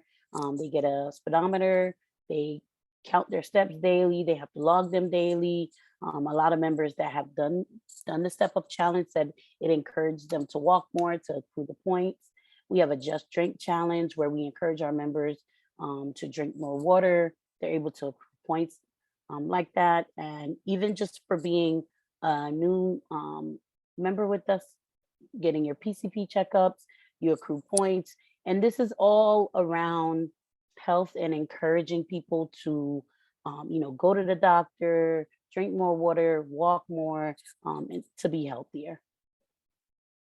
Okay, so just for getting breast cancer screening, our members are able to accrue points, as well as cervical cancer screening. Their visits when they are pregnant, they accrue points as well. So with condition management, with getting their retinal eye exam, which is very important. If you do have diabetes, you're able to accrue points, as well as our members in our partnership and care plan. By just doing a health survey, they're able to accrue points as well.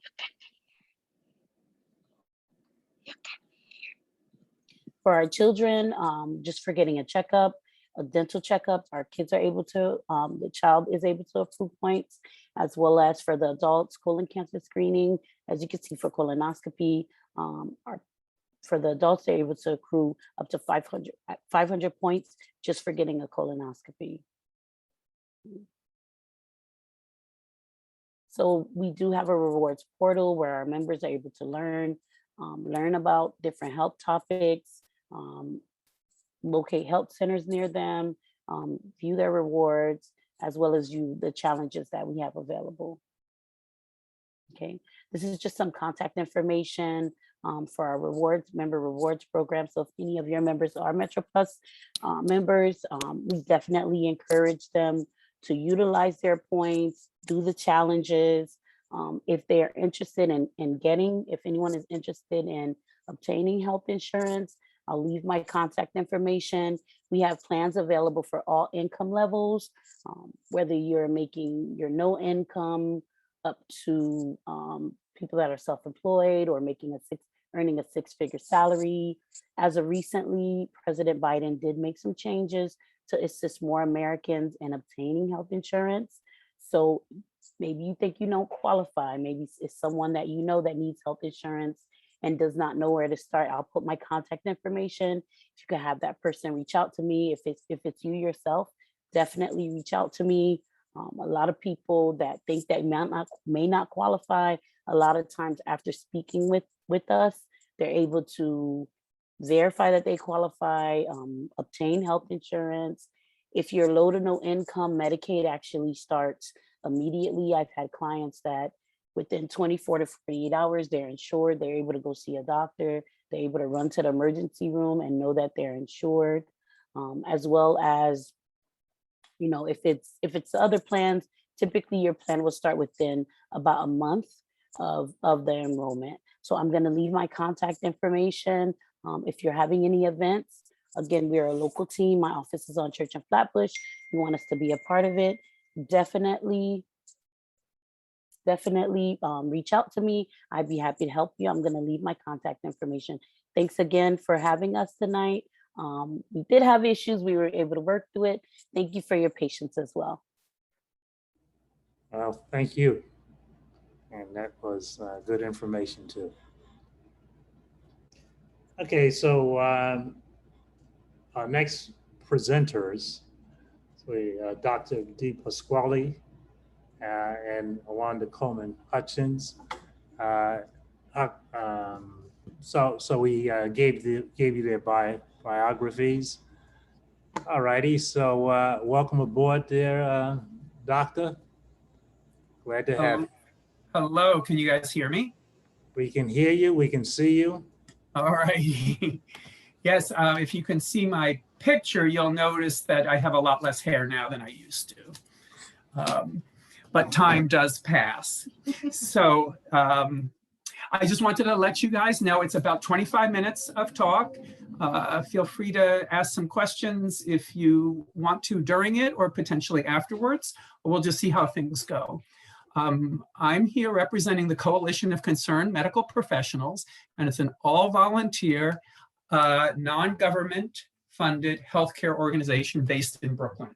Can we take this off so I can see my entire slide, please? I need to, all right, great. So today's talk is entitled Food as Medicine. And Wanda Coleman is here with me, and she has practiced nursing and nurse practitioner for 30 years all over New York City with patients of all ages. I have studied and practiced pediatrics, travel and tropical medicine, and public health in the United States, in Haiti, Samoa, Africa, Asia, and South America. We have no conflicts of interest to disclose. We receive no money or support from any company or person related to anything we will discuss. We are retired volunteers. So the objectives for today's talk are really to start with a statement of concern or a problem as I see it. We're going to briefly review a plant-based nutrition talk that was given at Kenilworth Baptist Church in 2019 by Dr. Helsner from SUNY Downstate, because she had some good information there. We're going to look at some historical examples of food and natural products that have been used as medicine. And then we're going to look at some sample nutritional plans for your consideration. We're going to give you a lot of resources for you guys to look up if you wish. I'm going to discuss a few cautions that you should consider. And I'm going to give some suggestions, and I'm going to issue a challenge to you guys. So the problem or the concern. The US has around the 46th best lifespan of all countries. That means there are 45 countries that live longer than we do.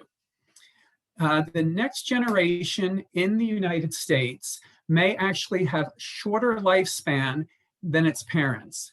If this happens, this will be the first time in US history. And why is that? A lot of it has to do with our chronic diseases. We have epidemic levels of type 2 diabetes. Generally, it has been in adults, but now we're starting to see it in teens and occasionally in preteens. And that's been a huge change over the 30 years of my pediatric career. We also have major levels of GI cancers, breast cancers, prostate cancers. They're a major concern. And of course, heart and vascular diseases are rampant, and that's one of the most common causes of death in the country. So Dr. Helsner is a PhD research doctor of public health and epidemiology, and she is one of the leaders in the plant-based nutrition group at SUNY Downstate Medical Center. And she presented to you guys in 2019, and I'm guessing that that was probably in person. So in summary of what she talked about, she compared groups of people from strict vegans, which are those people who consume no animal products, to meat and dairy consumers, and everything in between, like people who just have dairy or people who include fish, things like that. So a whole variety of eating types. And what she discussed was that the more plant-based your diet, the less there was of obesity, being overweight, and having lower BMI or body mass index. And body mass index is just how much you weigh in relationship to how tall you are. All of those were lower in people who ate the plant-based diet. There was less heart disease and type 2 diabetes, lower cholesterol and lipid levels, and actually lower intestinal and lung cancers. The lung cancers was new to me. I did not know that. We don't know about prostate cancer yet. We don't know if it's super diet related or not. She did give some food and meal suggestions. And basically, her conclusion and the conclusion of the people at SUNY is that plant-based diets can prevent, manage, treat, and even reverse certain disease processes. And I think the classic one here is type 2 diabetes. There are people who have been able to come off of their type 2 diabetes medications completely. Others have been able to reduce those medication levels or doses. Let's look at some historical points. So food to treat some very specific conditions. And this is just for fun and interest, because a lot of this stuff has been known for a long time. So coffee to treat asthma. Maimonides was a 12th century physician and rabbi, and he used to recommend this. And it actually has a natural substance in it that opens up the bronchial tubes and makes it easier to breathe. And wise grandmothers have used this treatment over the centuries. And it's something that really does work. Honey for skin infections. Applied topically to infected skin, the honey can actually kill bacteria on the skin. And this is a treatment that's still used in South and Central America today. And we learned about that when I did some of my studying down there. Almond leaf tea for high blood pressure. High blood pressure is very common in Haiti, and this type of tea is still given today and provided today to people there. And then my favorite is moldy bread. So when moldy bread was applied to skin infections, those skin infections would often improve or resolve. And the reason being is because penicillin is made from mold, and there was likely penicillin in the moldy bread. I have not found any evidence across the world that this is still used today. So these are just kind of some fun historical facts. So now let's look at, in history, the idea of food to promote health and prevent illness. And there is a quote, "Let food be thy medicine and medicine be thy food." And this quote was attributed to Hippocrates, the father of medicine. We don't know if he actually said it, but it's attributed to him. And it really acknowledges the importance of healthy eating and how nutrients in food have healing properties. He was also the author of the Hippocratic Oath, which is the oath that young doctors would take over the centuries as to their promise to do what is right in medicine according to their patients. And one of the parts of that oath read, "I will use those dietary regimens which will benefit my patients according to my greatest ability and judgment, and I will do no harm or injustice to them being the patients." So he said that we should always be doing the right thing. And he included diet in that. And we're talking, thousands of years before the time of Christ here. So this is long time known stuff. More recently, you may have heard, "You are what you eat." And this may have been derived from a quote, "Tell me what you eat and I will tell you what you are." And this was written by a French lawyer in his book on the physiology of gout and meditations on gastronomic conditions. And then we're talking the 1820s. And then another one, "Man is what he eats." And this was written in an essay called Concerning Spiritualism and Materialism in the 1860s by an anthropologist and philosopher. So over the years, it's been recognized that food is very important to our being and to how well we are living. So we are what we eat. We're going to assume that that's true. So what are the components of the food that we eat? And we're looking at proteins, carbohydrates, and fats. These are the nutrients that power us. And when we say carbohydrates, we're thinking of the sugars and the starches, the grains, for instance. And then we have fiber, and I always think of colon and poo health when we're talking about fiber, and we all need more fiber in our diet. And then there's vitamins. Think of vitamin D to prevent weak bones. And then there are micronutrients. An example of that would be iodine, which prevents goiter, which is the swelling of the thyroid gland, which is in the neck. And that's very important to our energy levels. So iodine is very important, but it's only needed in very microscopic quantities. And then there are things called bioactive non-nutritional molecules.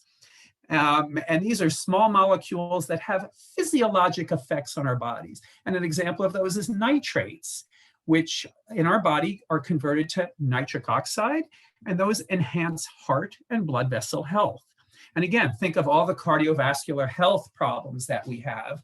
And so nitric oxide is a very important aspect of keeping our circulation in good shape. These molecules are principally from plants, and one of the most common ones for the nitrates is beetroot juice. So how do you get what you need? And the recommendation is really getting it from a variety of foods and not getting them from supplements. Supplements are expensive and they can come with side effects. So whole foods are really great, and plant-based whole foods can really provide most, if not all, of what you need. We'll discuss a couple limitations later to this. Of course, meats, fish, dairy, and eggs can provide nutrients as well, but they are not essential by any means. And overdoing the meats, fish, dairy, and eggs is not good, and it leads to a lot of our health problems. Highly processed foods and simple sugars provide a lot of empty calories and energy, but can lead to becoming overweight and poorly nourished. So we're going to look at 3 specific diet regimens for you guys to consider.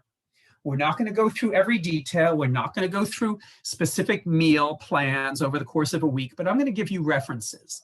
So we have the DASH diet, the Mediterranean diet, and the whole food plant-based diet. The DASH diet is for hypertension or high blood pressure, and DASH is the acronym for Dietary Approaches to Stop Hypertension. And basically, the principle is a low salt diet. There's a standard DASH diet that recommends 2,300 grams of sodium, but no more per day. And the little NA there is a symbol for sodium.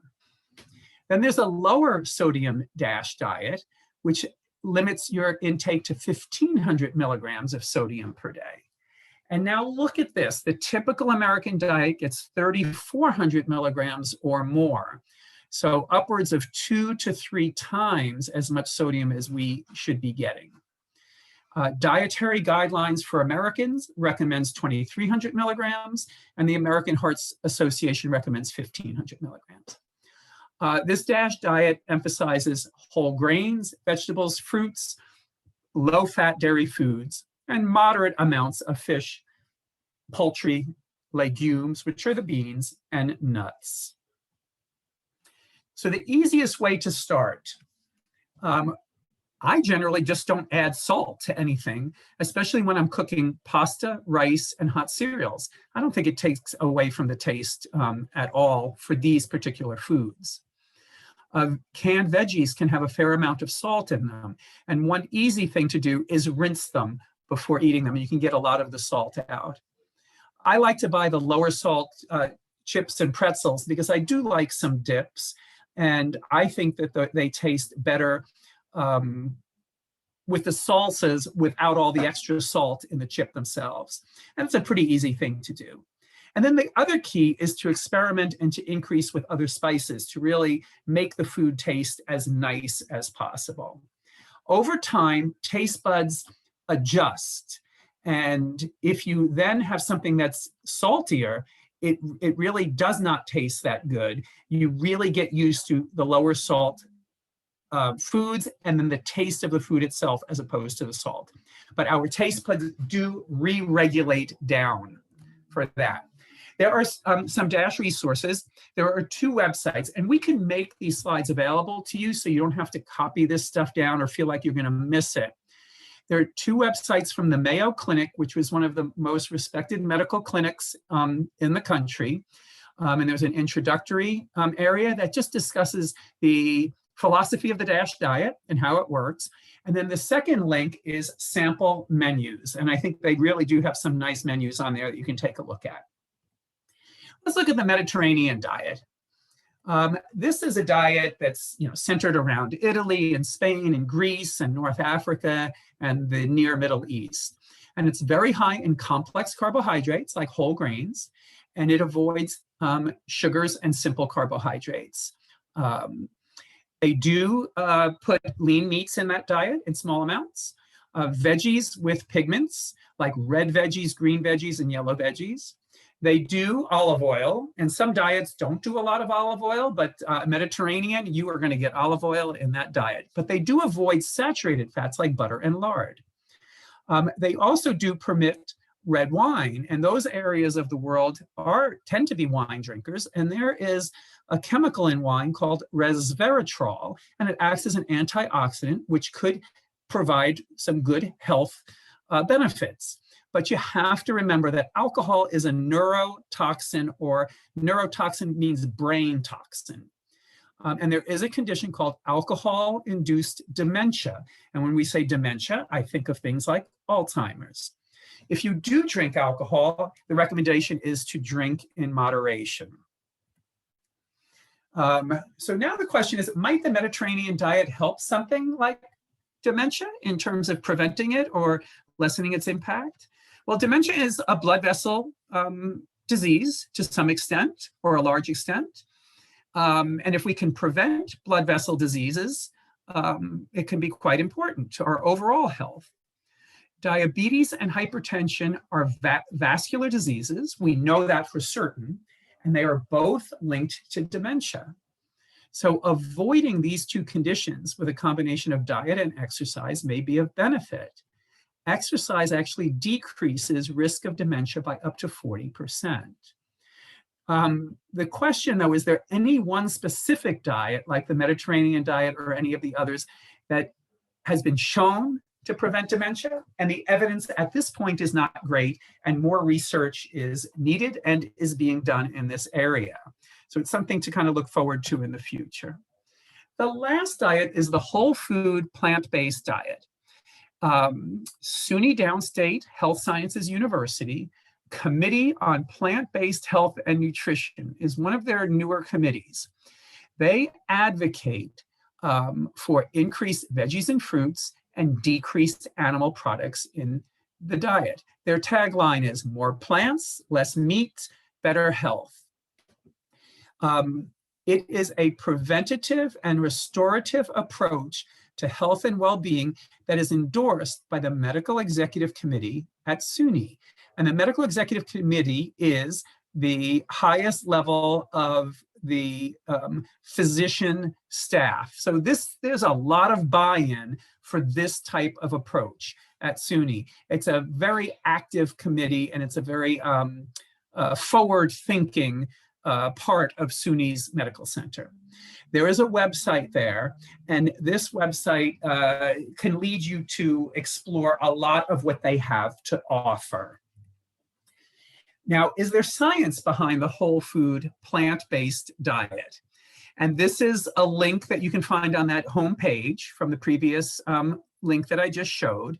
And this page discusses definitions related to the evidence, a summary of the evidence, and explanations of how scientific studies are evaluated for quality. We like high quality studies in medicine.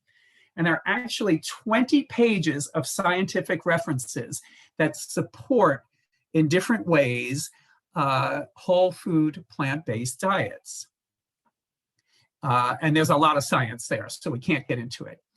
Now, SUNY has put out a guide, which is nice because I like simple things and simple things that are practical. And this guide is called Eating for Health and Longevity, a practical guide to adding more whole plant-based foods in your diet. And there is the link. This is what the front page of the guide looks like. And down at the bottom on the right, it says more plants, less meat, better health. This guide is broken down into sections, and this is the practical part of it, deciding what to eat and what not to eat. Simple ways to get more plants into the diet. Plant-based proteins. A lot of criticism of vegetarian diets is, well, I might not get enough protein. Meat is very important for protein, right? Well, you can get enough protein from plant-based diets, but you have to think about it. And this part of the guide helps you. Herbs and spices for both taste and health benefits. Tips for healthier cooking methods. And then my favorite is whole food plant-based diet on a budget. And really, everybody seems to be on a budget these days. These are not the easiest of times. And so I really like that section. So what are the side effects of going plant-based, or at least more plants? than maybe what we're used to. And I take side effects as being, negative things, but also good things. So what are the healthy side effects here?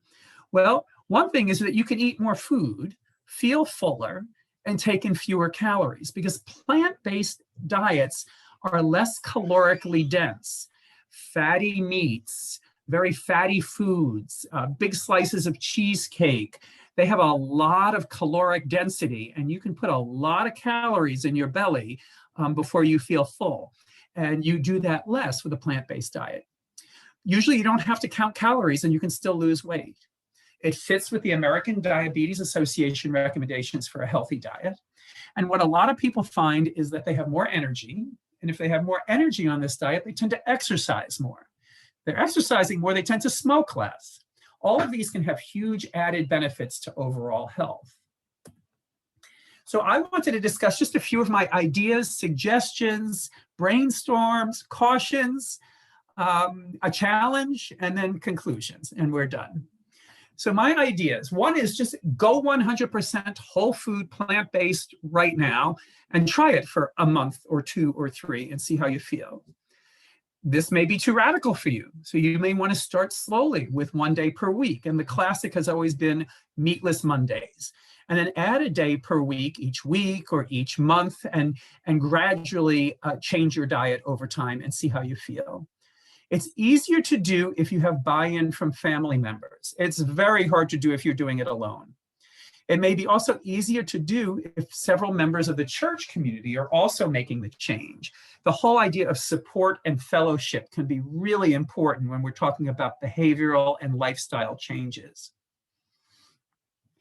Some of my ideas were to share favorite recipes with friends, family, and church members. I do this with my family all the time. Have a breakfast smoothie contest, vote on your favorite. Share veggie cookbooks. I have a favorite veggie cookbook. It's called Diet for a Small Planet. And I love it. And there's some just great recipes in there. Create a community or church garden and grow some of your own food. Also, gardening is considered a healthy exercise. And then one of my favorites, and I'm doing this a lot right now, is collect all of your food scraps, freeze them, and then take them to the composting center. Now, many people know that I walk all over this city and I ride my bike all over this city, and I'm starting to take a lot of pictures. So here's actually a community garden sponsored by a church, the People's Church of the Apostolic Faith, and it's at Tompkins Avenue in Brooklyn. Here's another community garden called the Tranquility Farm.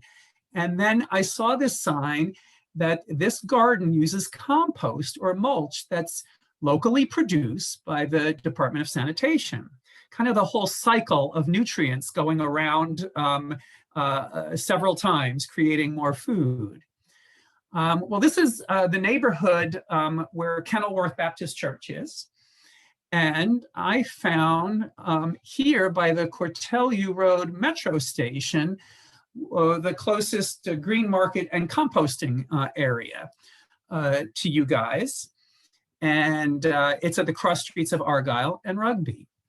And so I was thinking to myself, really, I don't know what's best for you and your community, but if you guys do some brainstorming, you may be able to come up with some really interesting things. Like one of the things I was thinking of is you get some teenagers to take some of the food scraps that everybody's collecting and take them over once a week to the composting. Those same teenagers might be able to pick up the mulch for the garden that you grow. I don't know if that's reasonable for you guys, but I think getting together and brainstorming on what might work for your community would be a great idea. So in summary, the foods you eat can keep you healthy, can decrease your risk of chronic disease, can ease the aging process. I mean, I'm retired now. I want to enjoy my retirement. I want to be as healthy as possible. Can treat and reverse certain medical conditions, and the classic is type 2 diabetes, but others as well. May decrease your reliance on prescription and or over-the-counter medications, may save you lots of medical expense costs, and can and should be a part of a healthy lifestyle, which includes exercise, alcohol in moderation or not at all, and avoidance of tobacco. There are some cautions. The foods you eat are not a substitute for regular medical care. I have to say that because I'm a doctor. May not eliminate the need for all prescription medications. So do not stop your prescriptions without first talking with your healthcare provider. Tell your doctor about your interest in healthy plant-centered diets, and be persistent with the doc. And you may not want to go 100% plant-based, but maybe 50% plant-based. Talk with your doctor or healthcare provider. A 100% plant-based diet will not, I should underline not, provide enough vitamin B12 or vitamin D. And you may need to have supplements if you went 100% plant-based. So here are a few last resources. There's the Downstate, the SUNY Downstate plant-based home website. And it's very Brooklyn-centric, this group. They kind of have their pulse on Brooklyn. The second link down there is by anygreensnecessary.com. And it has a special focus on African-American health, nutrition, and well-being. And I think it's really worth taking a look at that. The lady is quite dynamic. And then there's a city sponsored page that's called Plant Powered Metro New York. And they actually have a mentorship program which can help you if you're interested in starting to make changes to your diet. There's a recipe app there, and then there's a link to a movie. And here's my challenge for you guys. The movie is called Forks Over Knives. And here is a separate link to that movie. So you can get to it from this link. You can get to it from the link on the previous page of my slides. It's a full-length movie. It's about an hour and a half, and it's well worth a watch. It discusses plant-based diets in general, easy to understand. And I think maybe consider watching it as a group and then discussing it amongst yourselves and seeing what you think. So we discussed 3 general diets, all slightly different focus, but all emphasize fruits, veggies, whole grains, and fiber. Only one of the 3 was strictly vegetarian. And remember Hippocrates, the father of medicine. As part of what he said, I will do no harm or injustice to them, meaning his patients. And I could confidently say there is no harm to increasing whole foods and plant-based foods into your diet, and there may very well be great benefit to you. So please let us know if you want more support to help employ food as a medicine for you guys going forward. So if there are any questions, we're happy to take them. And I am done. Well, let me say, Dr. Di Pasquale, that was wonderful. I think people may have questions. Let me start off with a question, okay? All right. There's been some debate among vegan doctors over the issue of nuts. You know, I know like Dr. Caldwell Esselstyn says that you shouldn't eat nuts because the fat, it's not good for the heart. And then there are other vegan doctors who say, no, nuts are a necessary staple in the diet. Where do you fall in that argument? Well, fats are an essential part of the diet. And I guess the question is still at what % of the total diet should there be fats? You never want to overdo it, but you have to have enough. The advantage of nuts is they do provide some of the essential fatty acids that we cannot make ourselves, and they provide a great source of protein.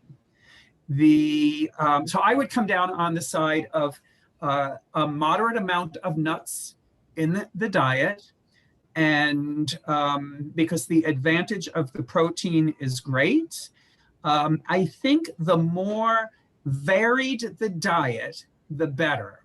So, you know, some nuts, some legumes, that kind of thing.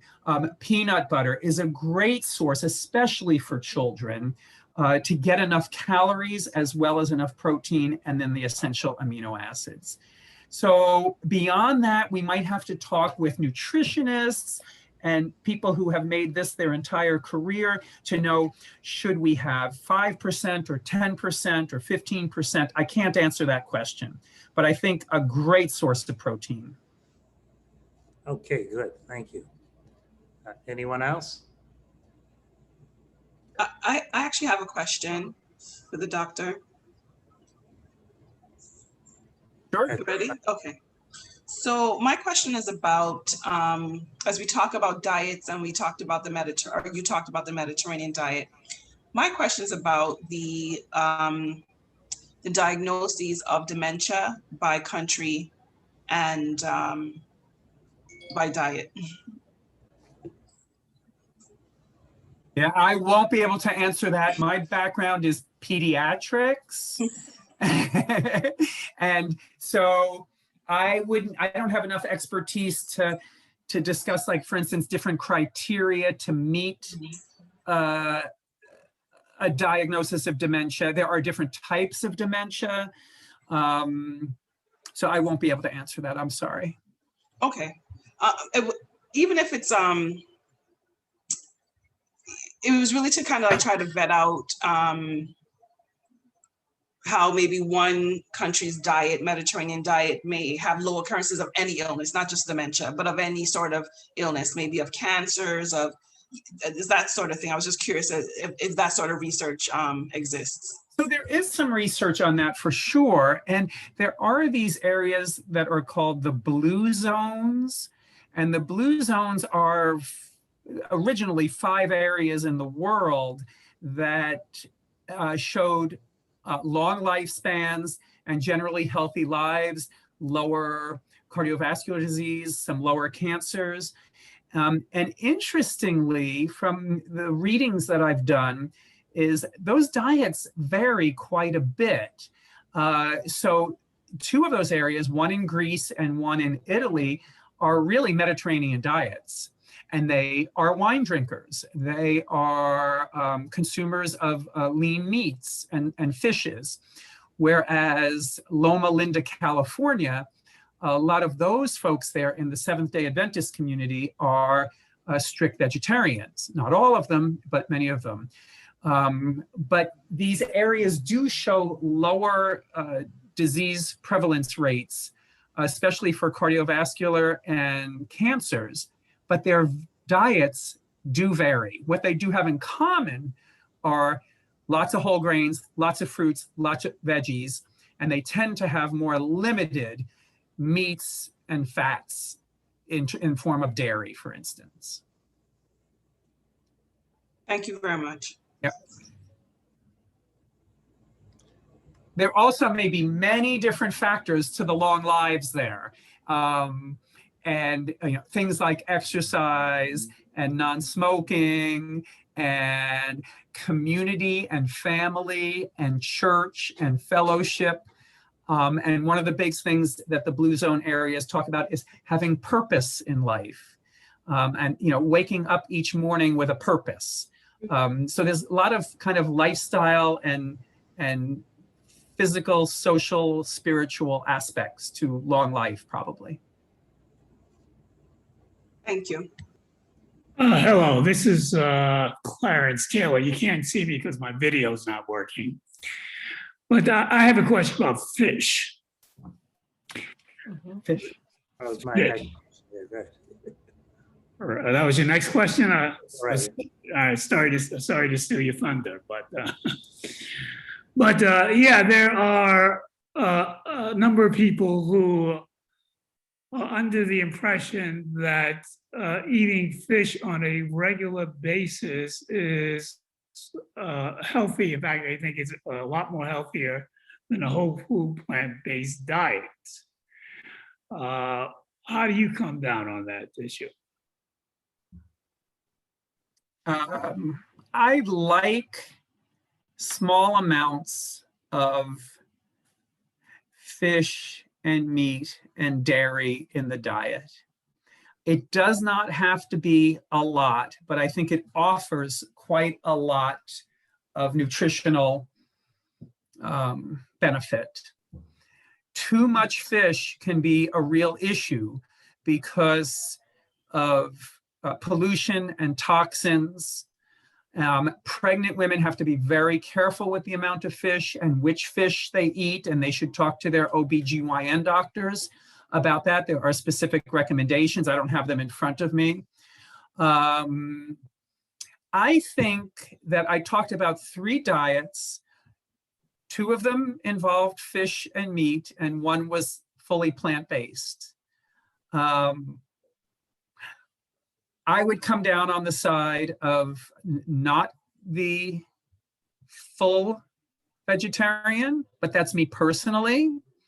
I think that to go full vegetarian might be an absolutely great idea if you are in a situation where you're really trying to reverse something that is a major issue going on in your lives right now.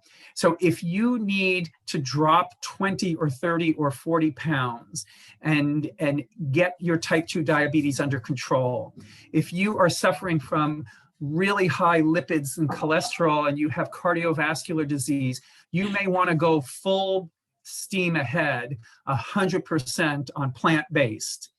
If you're in good health, you want to maintain that health, and you have the ability to have small amounts of fish and meat and cheese, and it's something that you really enjoy and it's part of your family. I think that's a personal decision you have to make. I think working with your doctor and seeing where you are at baseline, and then if you do make changes, seeing where you are 3 months or 6 months down the line with blood pressure, with cholesterol and things like that might be one way to go. I don't think there is one diet for everybody. Hello, doctor. I have a question for you. If you want to go totally plant-based to reverse diabetes or anything like that, what is your take on eating fruits and using date paste as a sweetener? Because I was told the bacteria, yeast and everything builds up if you eat a lot of fruits. So what's your take on that? Oh, you mean yeast in your own body? Yes. Yeah.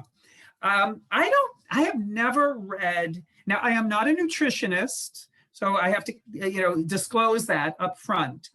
I have never been convinced about yeast buildup in the body as being a major problem from specific foods that you choose, especially if you have a varied diet.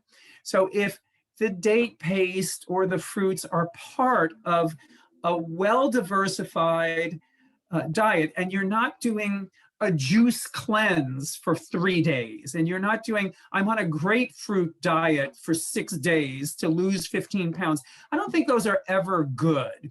I think the goal is very varied and something that's sustainable for a long period of time. So you want to get enough protein, fat, carbohydrates. The majority of those carbohydrates should be complex carbohydrates. And if you're going to eat fruit with the skin on for the most part, because that's where the fiber is. And that fiber helps decrease the rapid increase and decrease in your blood sugar levels. So those are things that you want to be careful about. How yeast builds up in the body, especially for something like diabetes, is when your blood and your secretions are full of sugar. And then yeast can grow on that. The other way is if you are taking a lot of antibiotics, because we have yeast in our bodies normally, in our bodies, on our bodies. And when we take antibiotics, we kill the bacteria, the bad bacteria, but we also kill the good bacteria. And when good bacteria disappears, yeast grows. So I think those are more important aspects than deciding on some fruits or some sugars in the diet, as long as your diet is is varied, and you know, there's just a lot of variety in the foods that you eat. I think that's one of the keys. That's how to get the best chance for having the best nutrition. I think vitamin D, unless you have a very, very specific fish and cold mammal diet, like where I was working in Alaska, the native Alaskans can actually get enough vitamin D from their diet. Almost nobody else can. So you need to either have a supplement or get a lot of sun. African American peoples make less vitamin D from the sun because the skin does not, the sun does not penetrate as deeply into the skin, which makes the skin much healthier, less likely to have cancers. But the one negative there is less vitamin D production. So that's a nice thing to get a supplement with. And then vitamin B12 is only found in plant-based foods. Vitamin B12 is only found in animal-based foods, not plant-based foods. So if you're strict vegan, you should talk to your doctor about a vitamin B12 supplement. I hope that helps a little bit. Yes, it does. Thank you. Yeah. Let me ask a question about organic. Oftentimes, people say when you eat plant-based, you should eat organic. How do you fall down on that? I think if you wash your vegetables and you can get some residue of any pesticides off, that is probably as good as going organic with your veggies and fruits. When it comes to meats, if you can avoid meat that has been produced with antibiotics, and there's a lot of antibiotics in meat in the United States, there's almost no antibiotic in meats in Europe. It's nice to avoid antibiotics in meats. The more antibiotics there are in meats, the more antibiotic resistant bacteria grow in and on those meats. We get exposed to the antibiotic and we get resistant antibiotic growing in us, and resistance to antibiotics is a major health problem in the United States and the world right now. So that would be one way if we can, you know, if organic meant no antibiotics for meats, that would be very important. And again, this is my personal opinion. I'm sharing. Okay, good. Thank you. And I just want to ask Dr. Dove a question. Is she still there? Yeah, I'm still here. Okay. Often time when we go to the dentist, they do when they look at our, before they look at our teeth, they do the, you know, with the radiation, X-rays. Mhm. That's what I'm thinking about. I'm always concerned about that. Is there a reason to be concerned? Most offices these days are using digital x-rays, and there isn't a large amount of exposure to radiation with the digital x-rays. So it's of less concern now than, you know, years ago. We need, at least when we initially see a patient, we, you know, for diagnostic processes, we need, you know, a certain amount of x-rays.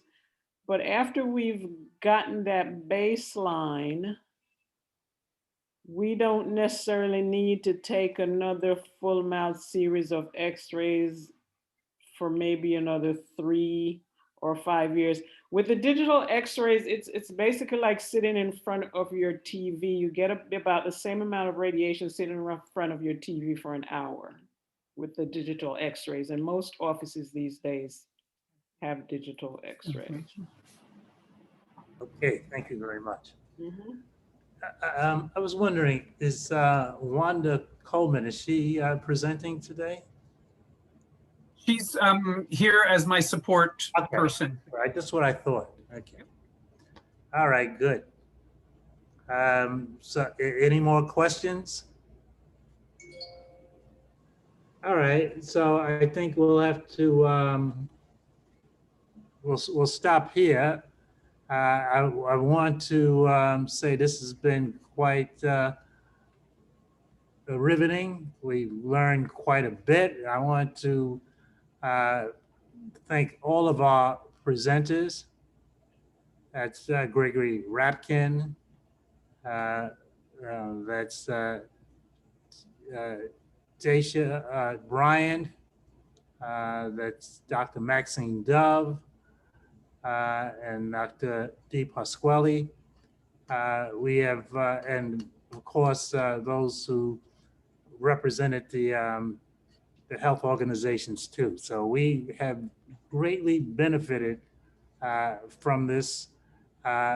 We did go over time, but that's great. And you folks were wonderful to dedicate your time to serving the Kenilworth community. So it's been great. Yes. All right. So again, this has been quite beneficial, and we want to encourage everyone to just adopt the ideas that are presented. We know as a church, as pastor of the church, I'm going to make a full-fledged commitment and effort to bring, to emphasize this and to help us to change. But, you know, change only comes if you want it. And so we're going to make a commitment to try to make people healthier. All right, so with that, I'm just going to close out with a word of prayer. 1 second, Pastor. There's one more item. There's a vote of thanks from Marcia Muir. Oh yeah, thank you.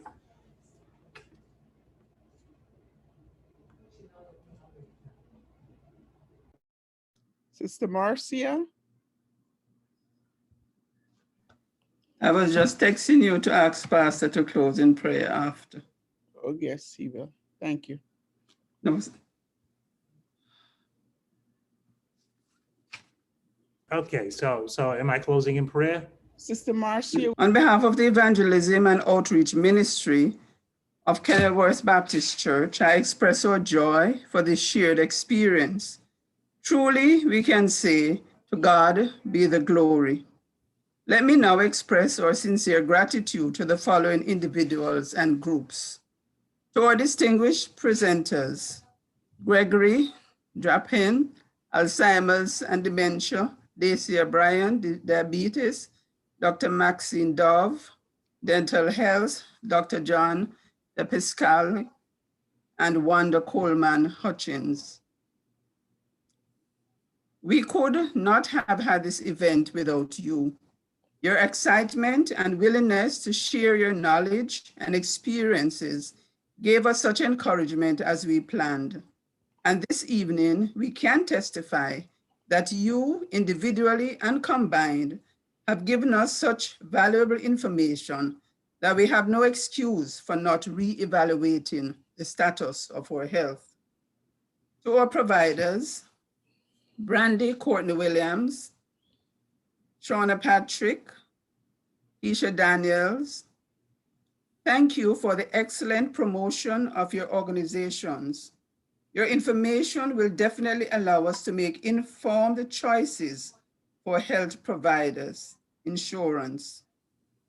Today, we learned of the many services and resources you have to offer, and we will be getting in touch with you.